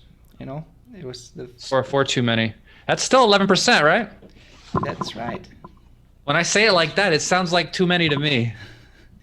Yeah, Like here, yeah, just make the inside point. I'm not looking to clear if the race is close, right? Yeah. And still far from a cube. 6-3, not the best. Not the best, but clear the 7. Not bad for the race. 9 pips. All right. Yeah, Messi's second goal was overturned by the VAR. Unfortunately, it was a beautiful goal, but apparently that was a little bit of a handball. What did he do that was wrong? He touched the ball with his hand, but it wasn't really on purpose. He took it down with the chest, and then it's just like almost not even touching it, just like a small touch unintentionally. Didn't make any difference. And the robot overlords. Yeah, that's the said thing. No. In the old days, nobody would have seen it, but now they can review from 20 different angles. But now with the robot overlords watching our every move, they'll tell us humans when we step out of line, right? Yeah, that's the thing. Is it for the better or worse? I'm not sure. Okay, so Viktor chooses to run here with double 4. I think it's right. The race is very It depends close. whose team you're rooting for, right? In this match, I am neutral. I mean the backgammon match. Did he have an ace that he could have slotted, but he played in instead? I don't know. I think he had an ace on the 7 point. He brought the ace into the 6, and the ace I think should have been played from 6 to 5 to fill in the gap. Because that's often a really common idea where you Definitely. deny the crossover to fill in the gaps. You do that with like aces and 2s and stuff. The crossover is like half a pip of extra value. Closing down a gap on the 5 point is like 3 or 4 pips of value. Wow, double 6. Yeah, but if you roll double 6s, then you don't really have any problem. Double 6 twice in a row. We just missed the opportunity of having 3 double 6s in a row. And then people would say, "Look at this, 4-3." Now the dice are rigged. I know. Well, here's the question: is the ace coming? Yeah, but Viktor should not cube, obviously. Well, no, of course not. Oh, the ace! Yeah, that's now he should over. cube and get out of this before he rolls the doubles. Yeah, there you go, Viktor. Gosh. Come again, Chris. Yeah. But if the guys that were on the 2 point were also on like the 4 point, right? So we had 4 checkers left, but they were on the 3 and 4, and he had 6 checkers left. You could consider cubing that. Okay, I don't know. It's hard to see. Hard for me to visualize that. Yeah. Okay, 2-1, make the 23, because you don't want any blots in your front position.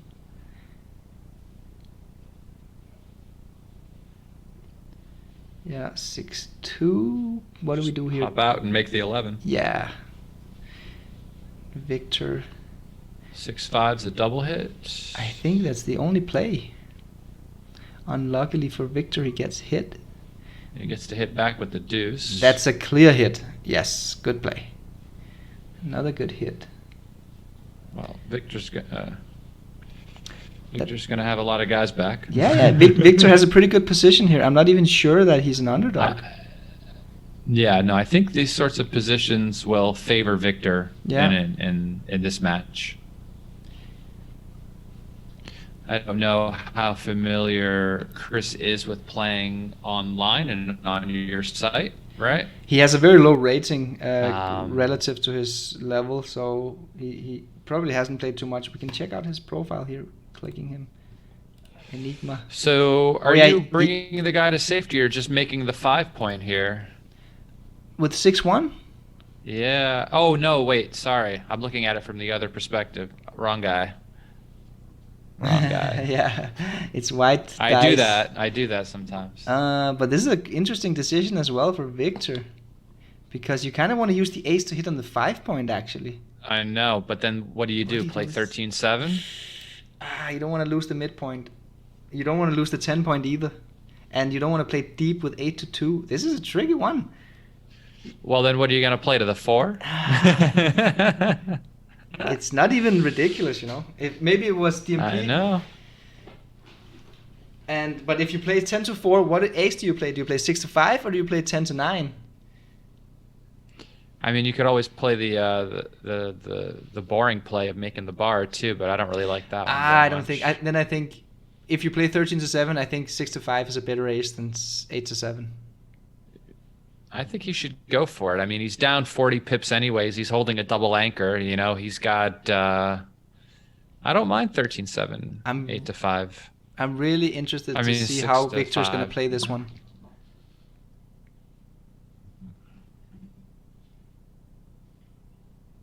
Yeah, I don't know what the best play is here. This one is tricky. I'm going to go for it. Yeah, you want to go for 13-7, 6-5? Yeah, I like it. Yeah. With the double anchor being down 40 pips already anyway, I'm not too concerned about having a bunch of guys back. He could also play 6-5, 8-2. Sacrifice a little bit of purity, but keep his points. 6-5, 8-2. That's too hard for me. Might be right. Out of my pay grade if it is.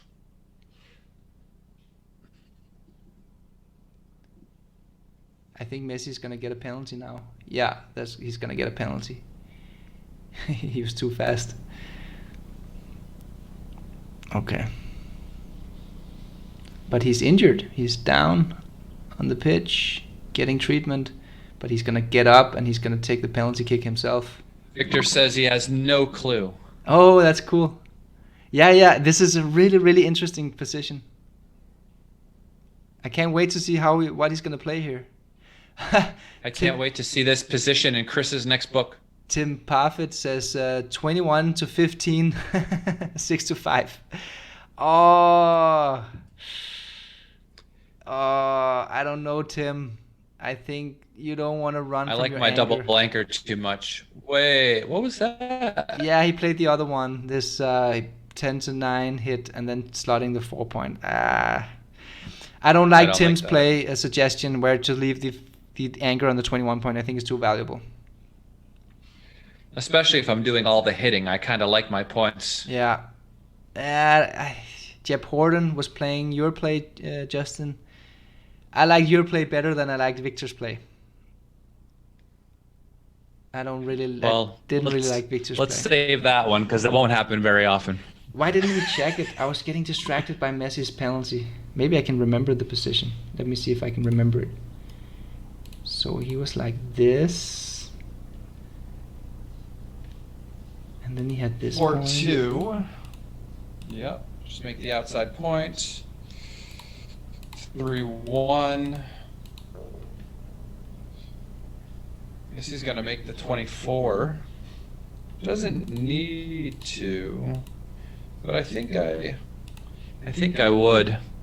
I'd just make the 24 point and either play 13-10 or slot the 5. Oh, it's the other guy's roll. I'm an idiot. You're getting confused again. I did it again. I'm upside down. I'm in the upside down, you know? Yeah. Well, my ace is going to make the 8 because I really want to block the guys on the 23 point. And maybe I just play my 6 out trying to make the prime. I could also hit on the ace point, trying to stop him from making the 23. Am I missing something? Dice are going too quick for me. Okay, so I got a reconstruction of the position here. I'm just going to show the viewers, Justin, and I can tell you as well that is it accurate? Viktor actually made a pretty decent play according to 4ply. Let me just run it on XG+. It was actually slightly better than your play, Justin, but the best play was hitting on the 5 and slotting the 4 point. So the super pure. Which is something else. We also mentioned that one, but... Yes. And leaving the anchor was very bad. It's very, very bad. If you leave the anchor, you actually want to hit on the 9 point. Oh, it's here. No, you don't. But leaving the anchor was very, very bad. It leads you to a pass next time. Okay, let me get back to the game here. So, okay, reasonable decision by Viktor on a very, very tricky checker play.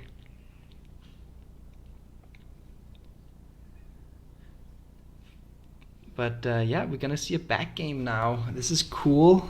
It's a mid-range back game. The 2-4 back game. It's neither deep nor shallow. So it's in that mid-range where the 4 point is part of the back game. And Viktor now. I like the 2-4 better when the guy has the 8 point though, and I'm putting direct pressure on it with the guys on the 23.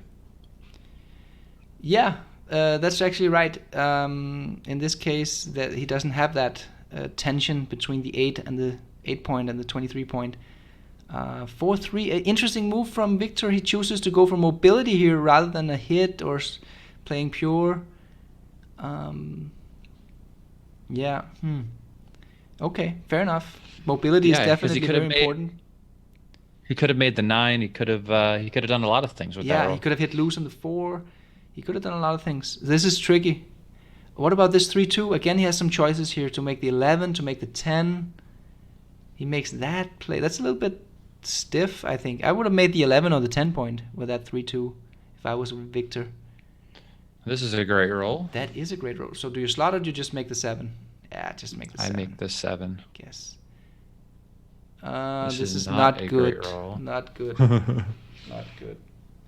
I think he has the timing to play this mid-range back game.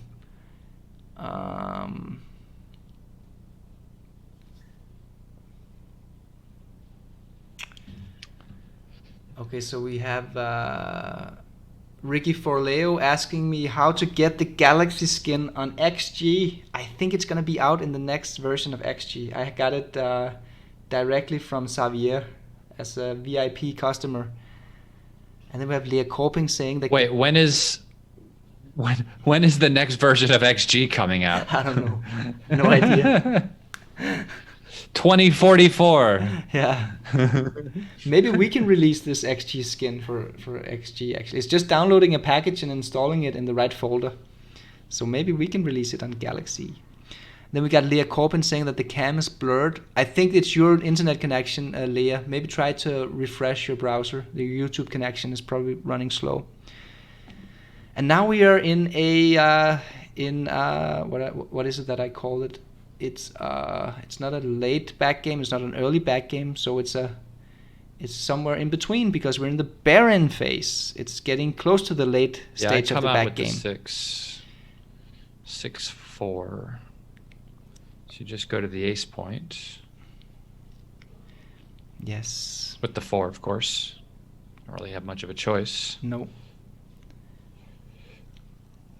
2-1. That's not bad. It's a low shot, so he gets to preserve as much timing as he can possibly get. Can he clear something here? He could clear the 9 point? Yeah. Yeah, you just clear the 9. Yeah.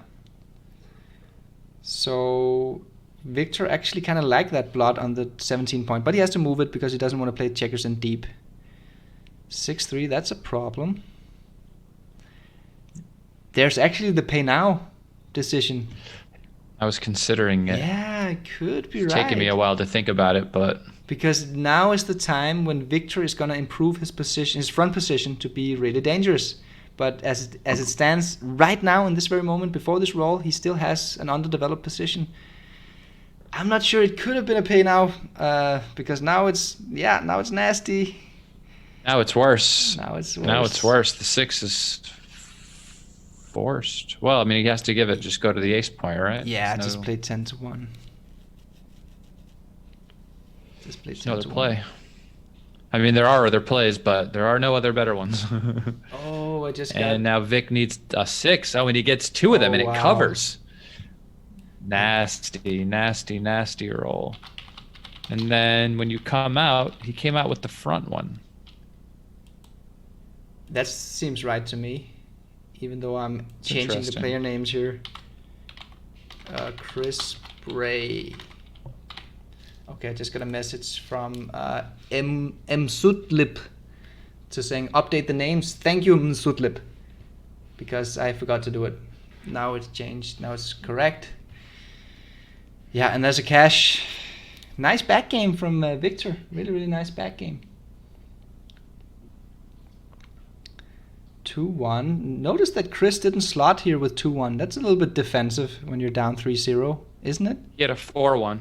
Oh, it was a 4-1.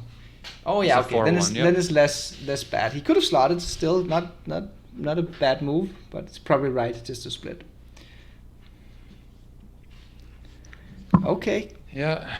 Looks pretty standard. Double take. Yeah. Viktor has the advanced anger on the bar point, and he's still trapping 2 back checkers. 4-3, that's not a good roll. What do you play here, Justin? Just play it safe. I play like Viktor. Yeah. I don't want to leave shots. I mean, there's just nothing better. Like, what's the 4-3 going to do? Yeah. 5-2. 5-3 is a great roll. Uh-huh. Whoa. Huge roll. Anchor or hit? Oh. Interesting decision. I think I'm going to anchor. Really? I was leaning towards the hit. Because he's still trapped on the 18 point. Yeah. And the race is close. Yeah, he has the better board. There's the blood in the board. Yeah, it's just... It's a bit big. Plus, he's trapped on the 18. I find it kind of like you could win from that. That's true. I was probably gonna hit. It could be right that hitting, not hitting was right, but it's just... I just haven't... Now you come off. Whoa, no, you don't come off when you have the phobia? The 18 point. For me, I might have come off the 18 there with the 5-3. I'm not entirely sure because you could have duplicated the 3s and 1s to cover. Oh, you mean like the double falcon and leave double shot? Yeah. Oh. Because, I mean, he could have just covered the point and you would have had to do funny things. But Viktor's probably right because he's Viktor. But I would have considered it. Yeah. Now Chris has to make an ugly play, I think. I think it's too big. He's got to... You don't think he can come out with both? Oh, it's rather big. But maybe it's the right idea because it's an... Nah, I don't think you come out. It's too much. It's too much. You think it's too much to give him the 7s and the... It's 8. It is a lot of shots. 8 shots, right? And it is, even though it's ugly to play 8-2, 8-5 is really, really constructive. But now you got this problem. Yeah, now you got to come out. But it's worse now. It is, but at least you have a 4-point board. And this was not a good roll. He could have rolled something much better, even like 5. Oh! Well, look how he played it, though. Oh, he just broke his whole board. Now he can't even hit him. Yeah, I don't think that's the right play. I think you had to break your anger. That can't be in the book. In one of his books, you mean? Maybe it is. Yeah, any book.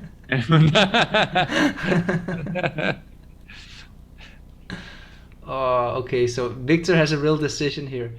He's getting tempted to make a pay now move and clear the 18 point because of the blood fest. Because he doesn't want to give him the outfield control by doing something else, right? Because so he can duplicate the 6s now. Because if he does the other play, he might cover something and come out. And it might make it harder for you to come around next roll. So I like that. For the viewers who don't know what you're talking about, Justin, in these holding game positions at the end of the mutual holding game, there's a battle of gaining outfield control first. It's a clear advantage. And if Viktor plays 7-1, 6-4, that means that Chris is gonna conquer the outfield because now he can just play 20 to something. He can just take that, break the anger. Look at this. Yes, he did it. Look at this. He did it. That's the play. Nice job, Vic. Yeah, really, really nice play. And he gets rewarded. Monster. Oh, that's a nice play as well. Look at this. Yeah. Really cool play from Viktor.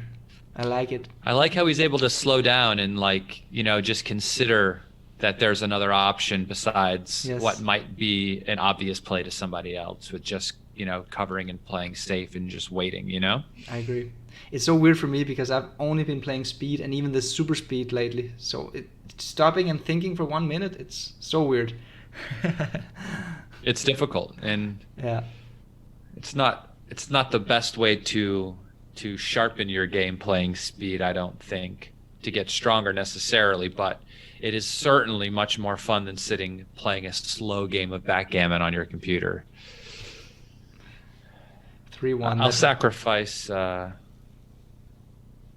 sacrifice fun. That's a great shot from Chris, and an unfortunate fan. Comes out now. I think he has to leave the anger now and make the 12 point. Come out and make it's a double 6s. It is a little bit dangerous, but the 12 point is really nice. Yeah, exactly. It blocks the double 6s and it's active builders and attackers if he enters with a 6. So think he needs to break. It is dangerous because you give 6-1, 6-2, 5-1, 5-2, where Viktor can hit loose with a strong 5-point board. I don't like that. He doesn't do it. No, because here he leaves the same amount of shots here. And the problem is you have the same problem next roll where you might not roll a number that leaves with both, right? Not a good play from Chris Bray.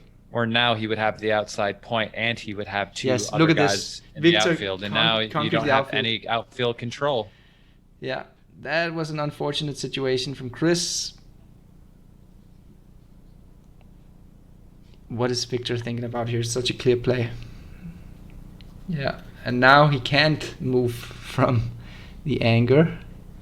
And Viktor's going to win this race. So even though the pip count might look a little bit close, it isn't because of all of the wastage in Chris's spare checker distribution. Double too. Yeah. Horrible. Brutality. It's kind of self-inflicted. He had some chances to go out and gain that outfield control, but he didn't take it. That's the thing, though. Sometimes you got to take that chance in order to give yourself the best opportunity to win. And if you can't play backgammon without taking chances. Yeah, that's the thing. And sometimes playing safe in the short run will actually be more risky because it'll be more detrimental to your overall game for sure. Yeah, the risk just comes later on. That's a classic backgammon dilemma that you're facing: short-term risk versus long-term risk. But that's the thing. A lot of people don't have very good long-term memories, right? But what happens in the short term immediately when they get hit, they feel like that's why they lost. They don't see how that one decision 20 moves earlier caused the crack in their position 20 moves later, right? So true. And then they go, you see, I rolled like this and you rolled like that. I know, I got very lucky, you're right. I can't believe these dice, they must be. I'm not even gonna say it. Oh, that's a good shot. That's a good shot from Chris.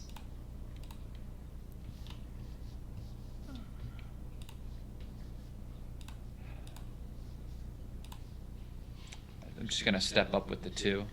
Step up and play safe. I mean, I know he hates stacking it up, but I don't like this. I just make the 4 and the 11. You make the 4. Yeah. Oh yeah, rather than making the 5. Yeah, that's a nice play. I like that play. Yes. Yeah. It's a beautiful play. Many people. That's one of those. Sorry, go ahead. Yeah, many people don't know that play, but the constellation with the 4-point mate and the 11-point mate is really strong. We can just make the 5-point next time, and then we got the rack. You know what the rack is? No. The rack is. I don't know what the rack is, but it's making me hungry. Go ahead, tell me about it. The rack is that's what Chris has right now in his home board. When you got the 4, 5, and the 6-point. Okay. I got that expression from Bill Roberti. I like that position a lot. The rack, the structure. I liked it as well because the rack is very strong, especially when you. Everybody loves a good rack, you know. Oh yeah. At least it made you hungry, not horny.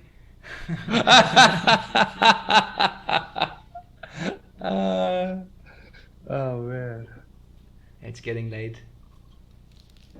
Yeah, I was just checking to see who was around right now. I just got a great message from one of the guys from Galaxy. They're reminding me to show the new stuff we've got on the Galaxy shop. So I should drag it into the stream and show you guys. We've got some new t-shirts, new posters, new socks. I'm going to show you after this game. Got some cool stuff. Are we getting any new color templates for the site anytime soon? Do you know what color I really kind of want that I think nobody else wants? Orange. Orange? I don't know why. Orange. Maybe we have an orange one actually. I don't know why, but I like it. I think we have one. It's been postponed for so long, these colors. You know, my Gammiter board is done too. Oh, nice. I'm looking forward to see what colors. It got delivered to New York, though, so I won't see it for another month.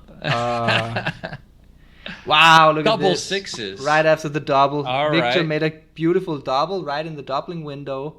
And that's how you neutralize it. Oh, and this now he gets it right back. Can you take this? No. I gotta do the math. What's the 68 roll? 62, 7, 8. How much was he down? He was down 11, I think, wasn't it? Wasn't it 11? Yeah, I think 11. It's too much. I think it was too much. Too beaucoup. Wow, we got an option here. Could hit both. We could make the 11 and then play out. I think we could also... Yeah, exactly. We could make the 11 and play... He does make this play. Yeah, I think it's... There's a strong duplication of 3s. I mean, first I was just leaning towards the double hit. But I think maybe this was a good play. You liked it as well, didn't you? That's interesting. It was one of the two that I saw. You know, you always go back to Michi's book. It's better to make a point than it is to hit loose. But then you get to hit 2 guys, and you go, "Wow, yeah, I like hitting 2 guys." So. That's a Tiger play, hitting 2 guys. Yeah. So Edward Collins is asking you, Justin, what's the image behind you? Is it a poster? Is it a painting? Oh, he doesn't know. Yeah. It is a virtual background for Zoom. I can change it at will. I like the interior of the Death Star. It comes from Star Wars. Yeah. Oh, that's a strong hit here. Let's see. This is a crucial roll from Viktor. Wow. Double force. Oh, there it is. I love it. That's the classic interior design from a rather normal hallway in the Death Star. Just your average Death Star hallway. Yeah. 4-6. Wow, great shot again from Viktor. Oh, they're really good at producing right now.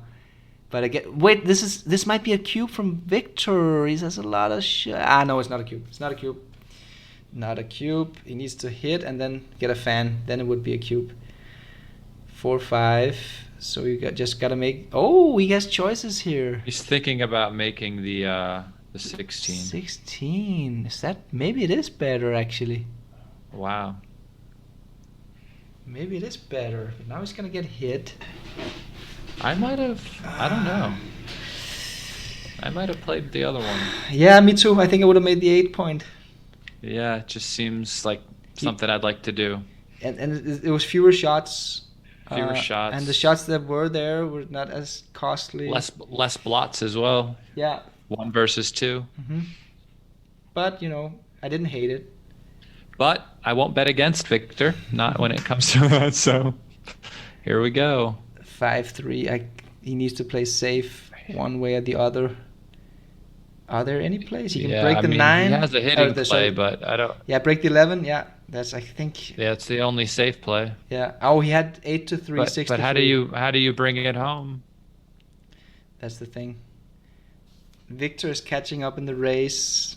How do you bring this home? How do you bring this position home after that play? Oh, double 5s. I forgot. That's how you do it. I forgot. Yeah. That's how you do it. Pretty easy. I forgot how simple this is. Yeah, good stuff. Now 14 pips down, holding the 4 point. Great structure for the win, Yeah. Just for the win. Here, you don't want to leave any shots. You don't want to give that 9. Good play from Chris Bray. He'd have got the thing. Yeah. Now, however... I think this time maybe I do like giving the 9 because now you're getting yourself into a stripped position with too many checkers buried. But definitely leave the 9 now. Yeah, good play. Even though Viktor's position just got stronger. Okay, Chris is showing no. 6-5. Okay. 5-3. He needs to run. Yeah, of course. Break the inner board, or never break the inner board. Break my board for no man. Yeah. I think I had a quote one time. Somebody quoted me. I said, "I only break my board in karate class." Love it. That could be. Somebody's got to make a meme out of that one.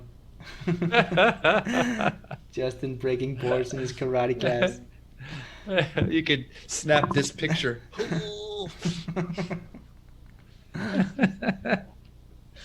All right, Vic. Double fours. Yeah. Giving yourself a chance. So it's a race here. Yeah, it's not looking good for Viktor. It's not looking good. You go to the ace. Yeah. Well, I mean, is there any... He's thinking about it. Yeah. You never... You could have played the 4 to the deuce, you know? He was giving it some thoughts. 5-3, the classic penis formation. Yeah. There goes the left ball. Oh no. All right. Boxes. Oh! Double fives. Oh, Viktor, you're too strong. Oh. You're too strong. Again, look, Viktor knew this trick. He wasn't gonna give a decision to his opponent with the cube. My goodness. So he knows all the tricks. Wow. Very nice. He just rolled rather than cube. Okay, I'm catching up on the chat here. What we've got Mona in the chat. He hit. Why would he hit? Oh, what happened? With the 6-4. He entered with the 4 and hit on the deuce with the 6. Really? Yeah, I would have just hopped out. That's a nasty play. With 7 checkers in the zone, making a blitz play 8-2. Oh my God. That's a little... Oh, I don't like it. I don't think the tempo hit was justified here. Like no, Viktor had a build on now the you gotta 9 go point, all right? out. Now you gotta hit on the 5 point. You know. Oh. You gotta play 13, 8, 6 to 5. What else you gonna do? I don't think you hit on the 5 point here. I think you play 13 to 8, and then you play 21 to 20.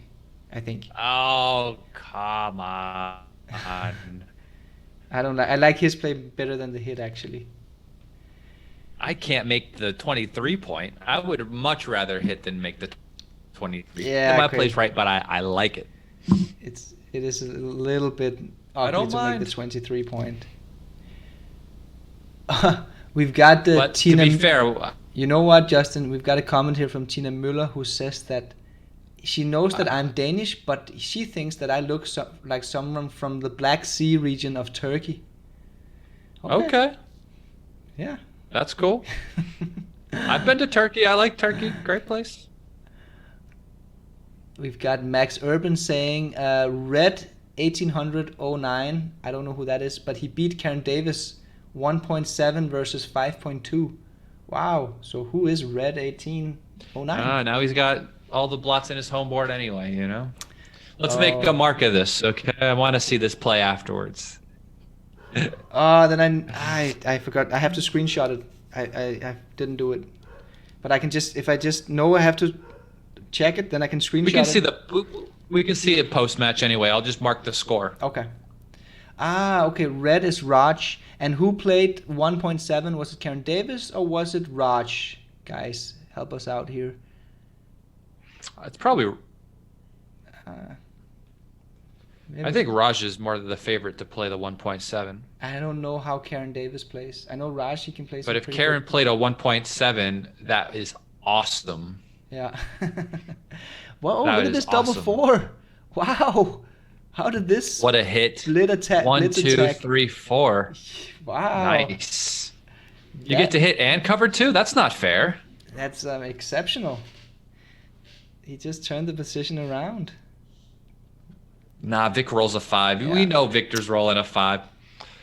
What if he fans here? Would Viktor have a He was even money for the 5. Even money. 6-5. Okay, so I think Viktor's... I'm just running, yeah. I mean, you could point on the guy, but no thank you. Viktor's playing himself into a doubling position here. I think we have a cube. Yeah, I think it's a cube. I think it's an easy take as well. There's a lot of contact value, and he's down in the match. But I think it was a cube double and a take. Good play from both players. Yeah, so red was Raj. Raj played a 1.7. Wow, well played, Raj. Yeah. And Steve Sachs is up 9-5 against Tim Cross. I think Karen Davis played Sebastian Wilkinson in the finals of the Super Jackpot in New York like 2 years ago, maybe? Uh-huh. Yeah, did she beat him? Good there. I think she did. I think she did beat him. Look at this 3-1 here from Viktor. I think he should play 2-1 with the ace. 9-6, 2-1. 9-6. 9-6, 2-1. Yeah, Just I like play that. for flexibility. I think he's considering clearing the midpoint, but it's quite a few shots. It's 6-3, 6-4. Wow. Oh, he played it safe like this. Stacking play. So he likes to have his inner board intact. I don't like that. I think you're up enough in the race where you don't have to really worry about it. I think so too. And he can build it next time, you know. His board is going to be stronger in 2 or 3 rolls ahead in time. So he chose the short-term strength of inner board rather than having a stronger inner board in a couple of rolls. And this was an interesting double ones as well. Wouldn't you have shifted to the 7 possibilities to make the 7? Yeah, that's what I was thinking. Yeah, me too. Because I don't like having to clear that over the, because that's how you lose these games, by trying to clear the 9 and then the 8. The closer it is, the better it is. And this doesn't help anything. Maybe he was thinking about priming still and like the prime value of the 9 point. Maybe he thought the race was close and. Yeah, but maybe he didn't want to let him out with 5s and 6s or something funny, but I would have made the 7. Yeah. But it's not like he's miscounting the race, so it's not really an excuse. No, of course not. The one benefit of playing online for sure is that we know what the race is. And it's a pretty big benefit in terms of PR. Makes everything much easier. Yeah. I think I'm gonna clear the 7. That is the standard I don't like having play. That is the standard play. I don't like having the odd number of checkers on the 7 there, having to clear that. But how many? Maybe I don't like doing that. But you know what? Maybe it's right here, because how many shots? How many bad numbers is it really? It's not a. 6-5. That's one of them. Okay. That one. That's that one. That one. But in the and there's the 3. And the hit. In the other one, he would have had 6-1. And double 6 was going to leave a shot anyway in both one of them. So here you clear from the rear, and the only difference is double 5, which would now leave a shot, which wouldn't have. So I think it's actually, in this position, I like Viktor's play. Even though the other play was the standard play. But now Viktor's getting crushed. I am getting hungry. I'm very results oriented. Here's the thing. I know he's rolling a 3, see? So I leave the other one. Mona says that she wished there was an easier way to find matches on Galaxy. Me too, Mona. It's also been postponed a couple of months. We have a player search available on our test server, but it hasn't been deployed to production yet. And we also have filtering of matches in terms of clock setting, clock length, and so forth. So it should be. That will be nice. It should be deployed very soon. And then we got Brian Viholt saying Star Trek novel. I think he's confused. This is the Death Star. Between Star Wars and This is Death Star, Brian. This is very important for you not to mix up, okay, sir? Oh man, but I was gonna say something. What was it? Chris Trencher is giving good advice to Mona on how to find matches. Yeah. Okay. Oh, we had a double pass here. Yeah. It's actually a very clear double pass. Will there ever be an option to like blacklist a player, like to put a player on a list so they can't see you? It's been proposed. The thing is that that's not really a low-hanging fruit from a technical point of view. So it's, for instance, player search is a low-hanging fruit. It's not a difficult thing to do. A blacklist would. It's not a big task, but it still requires to create a new database where each player can blacklist. It's something that would probably take like a couple of days or a week for one of our guys, and it's not really high priority. Okay. So it's probably not going to come. Maybe at some point in the future if things continue to go well. I will say that it would on Facebook on some of the groups there. It would make going through that daily much better if the list were available and you could just ban everyone that gave you a headache. That's true. But I mean, we do have the mute chat functionality. So if you but sometimes you forget these players' names, and they're people that'll like leave the game, or they'll let the clock run, or they'll give you. That's true. You forget who they are. That's true. And then you don't realize, like you mix up 0202 with 2020, and then all of a sudden you're. By the way, I think it's a good cue from Viktor here. He has some market losing sequences, 11 checkers in the zone. But I also like the take because Viktor is still a little bit underdeveloped, and now it's just going to be a holding game. So that's cool. Yeah, and then I'd slot the 3 after I make the anchor. Yes, very standard play. And 13-3 from Viktor. Double 3. So now he has a choice of holding game. So which one do you choose? I think I stay. Me too. Just because that gap is bad for him to try to clear over. I think you have. I don't want to make it easy for him. I think you have more contact value from the 21 point. 5-3. There's no pay now here. Yeah, he could have cleared the 9, but I think he made a good play. He can't clear the 9. He could have. Couldn't he? How? Oh, no, sorry. No. He could have. That's why we stayed there. Yeah. Give him that hard time. What about this double 3 here? It's just 13-7, isn't it? 13-7. Yeah, he's looking for a way to try to make the 5, but it's too awkward. Yeah. Alex Wilson says... All right. Oh, yeah. Alex Wilson says, by the way, I almost never meet angry opponents talking dirty stuff here in Galaxy. That's cool for the community. Wait till you play me. I'm just kidding. 6-3, shot time. No, the other guy. It's the other guy. Let's make the 8. All right, the other guy. Oh, it was shot time. 4-1, shot time.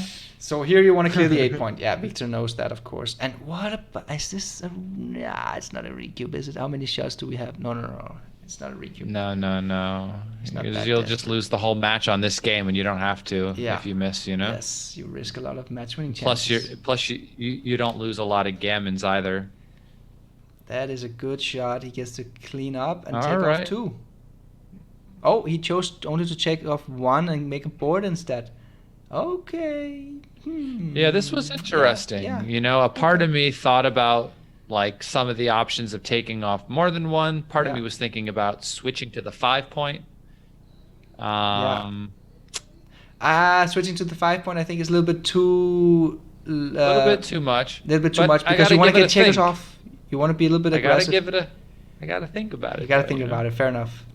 I like the play here from Viktor, by the way, with 3-2.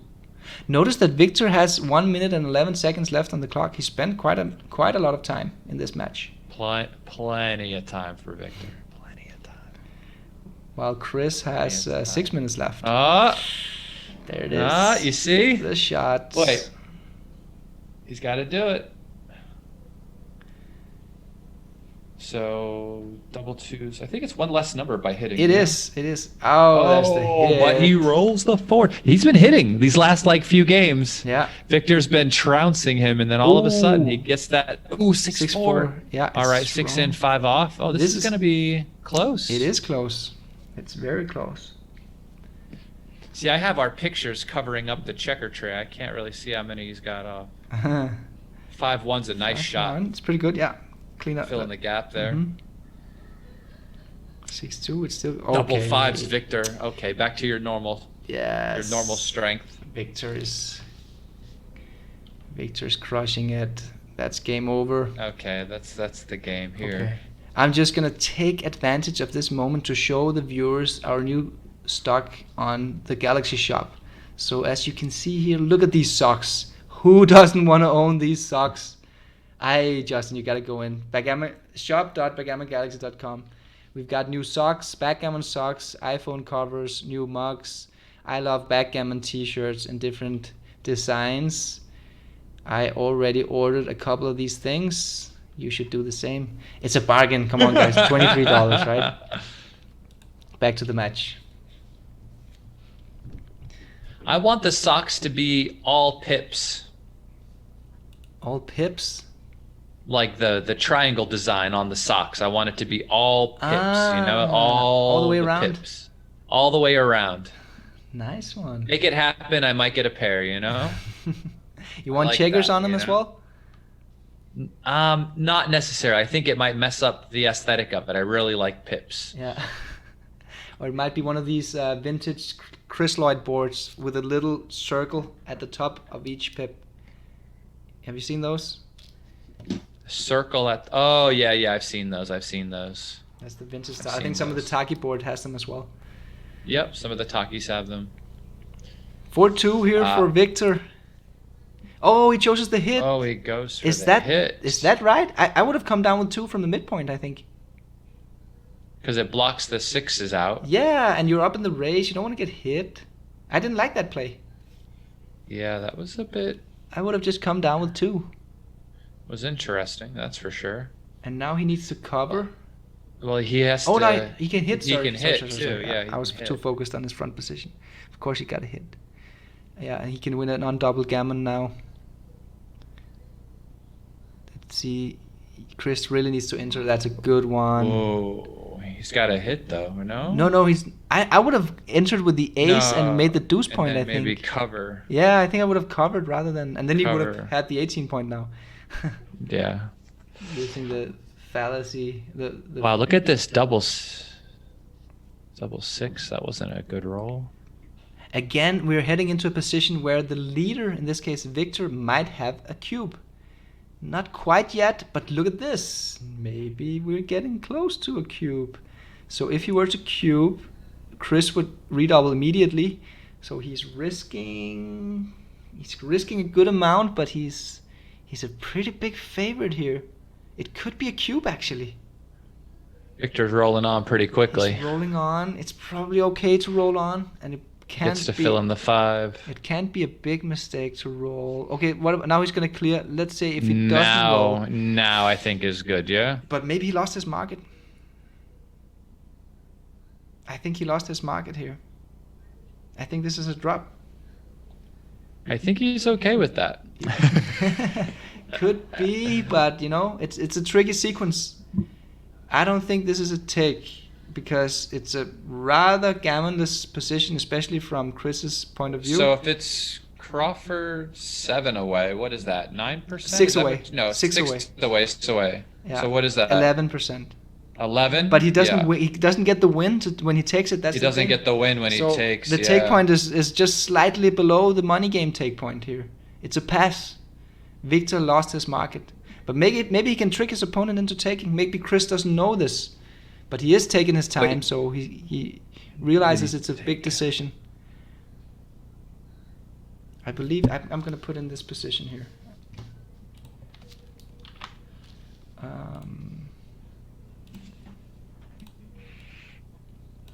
Chris is really taking his time, which I actually like, by the way, because he has so much time in his time bank. He should take his time. Yeah, it's this guy, and then the. How much do you think he wins from here? The problem is his timing too. I mean, it's like he almost has to come out quickly, or his board's going to start crunching as well. Okay, I'm going to show the sequence now for the extreme gammon for the viewers. So it's a huge pass. So what was it the roll before and the roll before? That's the thing. Chris is down to 15% winning chances here, so it's a huge pass. Viktor lost his market by a lot. So let's go back here to something like, I don't exactly remember the position. I'm just showing some positions here for the viewers. It was actually already a pass double and a pass before, and it was a big double. It was a 142 mistake not to cube. So Viktor actually made a big mistake. But he took it. Let's go back to the game. He took it. Oh my goodness. And now he's redoubling. Wow. Viktor outplayed him. He tricked him. He did trick him. He tricked him. Oh, that was a bad mistake from Chris. He didn't know these types of positions. He didn't. So either he didn't know. What do you think the PR is gonna be? Oh, that's gonna be ugly now for Chris. This was a big mistake, big blunder. Either he wasn't familiar with these kinds of positions, or he was confused about his take point. I think it's more likely that it was the first of the two, that he probably thought he was able to win more games than he actually did. I would assume, like, he's an author, he wrote several backgammon books, that he's aware of take points in these match scores. But who are we to say what's going on in Chris's head? But that was a really, really bad blunder. Somebody wrote "Rest in peace, PR" in the chat. Yeah. I think the problem, or there were several problems with this position for Chris. It was a 23-point anger holding game, a deep holding game, and he didn't even have the timing for it. So he not only was he getting primed, and Viktor's structure was beautiful in front of the anger, he didn't even have the timing to play a contact game. To hold it. Yeah, I mentioned that because he just would be breaking his front forward position to hold the anchor. He would have to run off of it sooner than he would have liked. Viktor got a couple of blunders there with miscues. But whose error was bigger? I think whose error was bigger? Taking or Chris's error? How big was bigger. it? Yeah, I think Viktor's going to get a couple of miscubes here, and one of them or two of them might be a blunder. But this was a 430 or something like this to take. Oh my goodness! So my goodness! Big. Well, sayonara to the PR on that one. Yes, I think Burak Usman was right. Rest in peace, PR. But let's see how they played.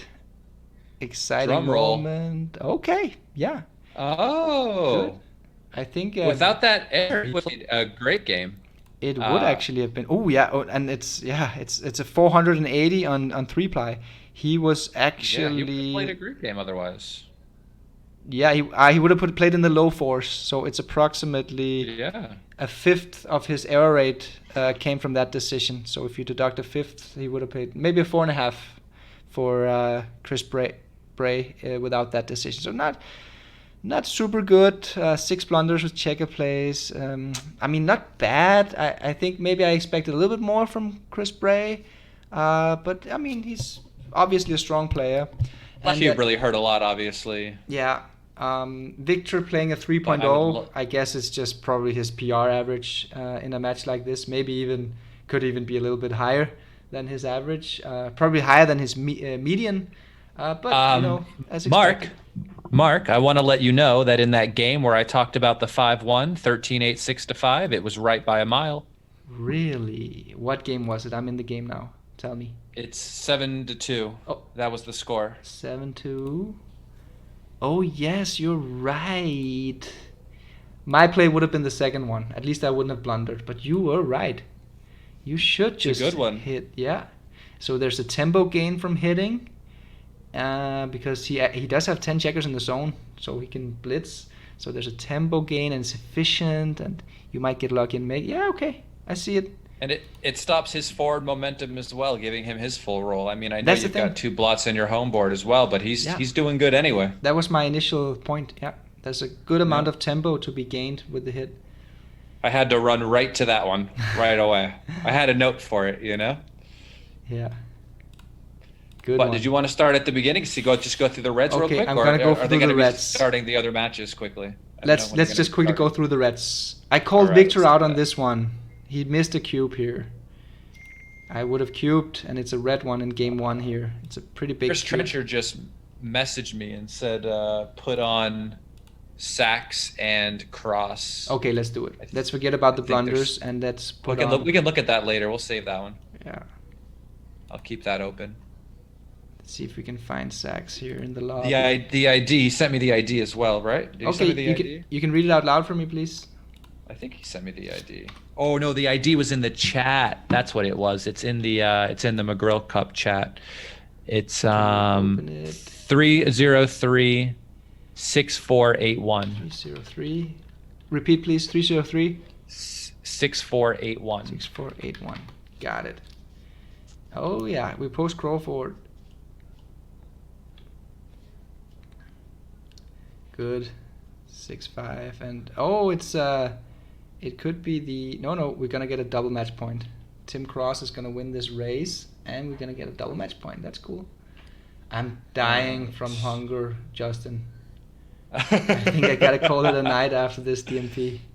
I've eaten my fair bit today before this started. My girlfriend's mother prepared spaghetti bolognese, and I stuffed myself to the gills, imagining I would be here for a while. There's no better mouth pleasure than just stuffing your face with spaghetti bolognese. It's so nice. Especially the way she makes it. I hope she watches this video. So we've got Steve Sachs. Was that the right 3? I would think I would have played off the high point, but okay. I don't know if that matters so much. Steve Sachs versus. I think I would have played 5-2. Tim Cross, the legendary Tim Cross. And the myth, the almost 3000. Yes. Galaxy T3000. He's T3000 from Terminator, that guy. T3000. Look at him go.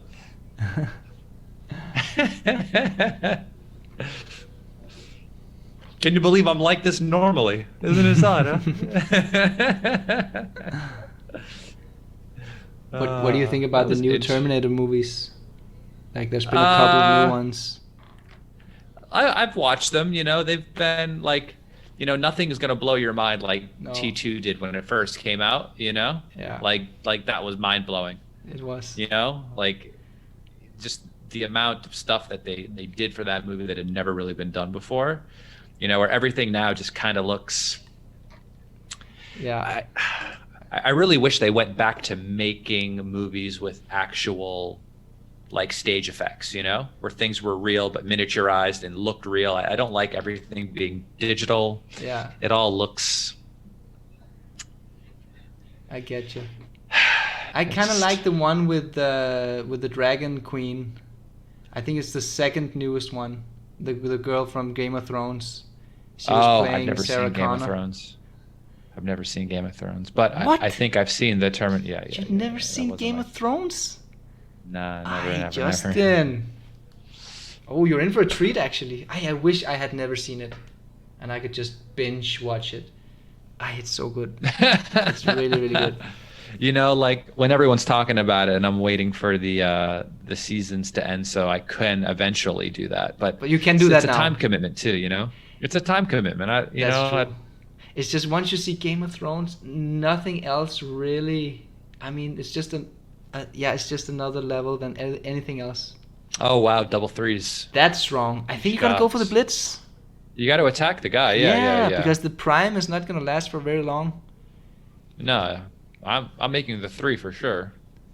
Yeah, me too. Maybe he's because you considering you already have the 2 point. He could be considering the last 3, but I think he just played up like this. Wow, look at this. Steam Sachs is steamrolling.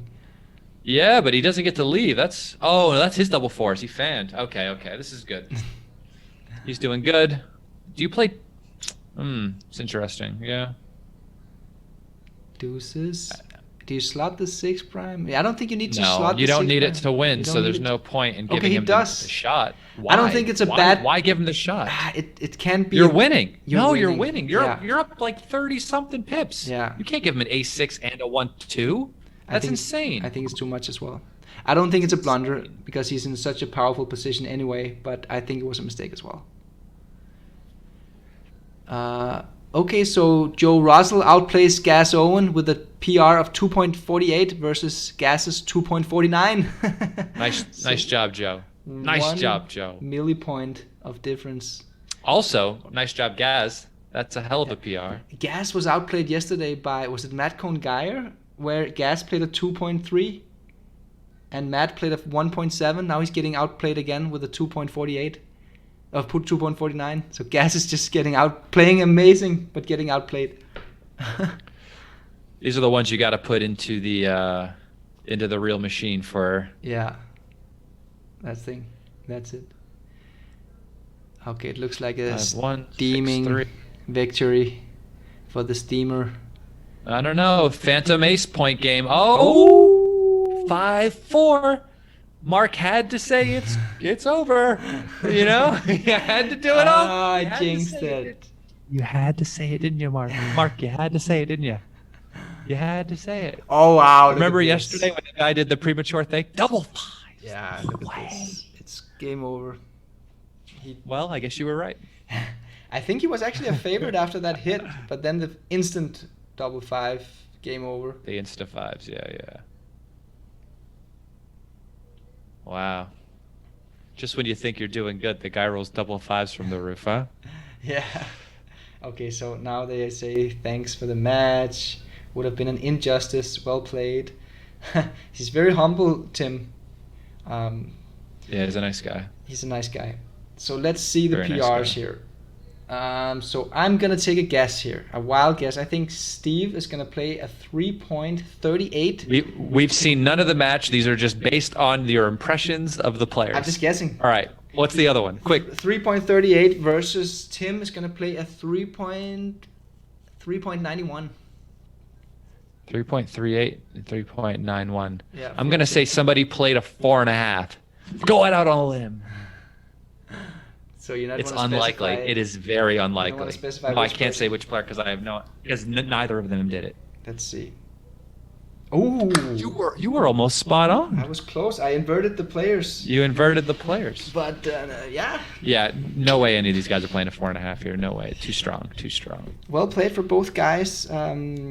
Nothing spectacular. Nothing bad. It's just like, yeah, they're probably both neither happy nor disappointed with this. But maybe Tim is happy probably. It's a long match. Playing a 3.2. That's pretty damn good. Steve is probably going to be a little bit disappointed, but yeah.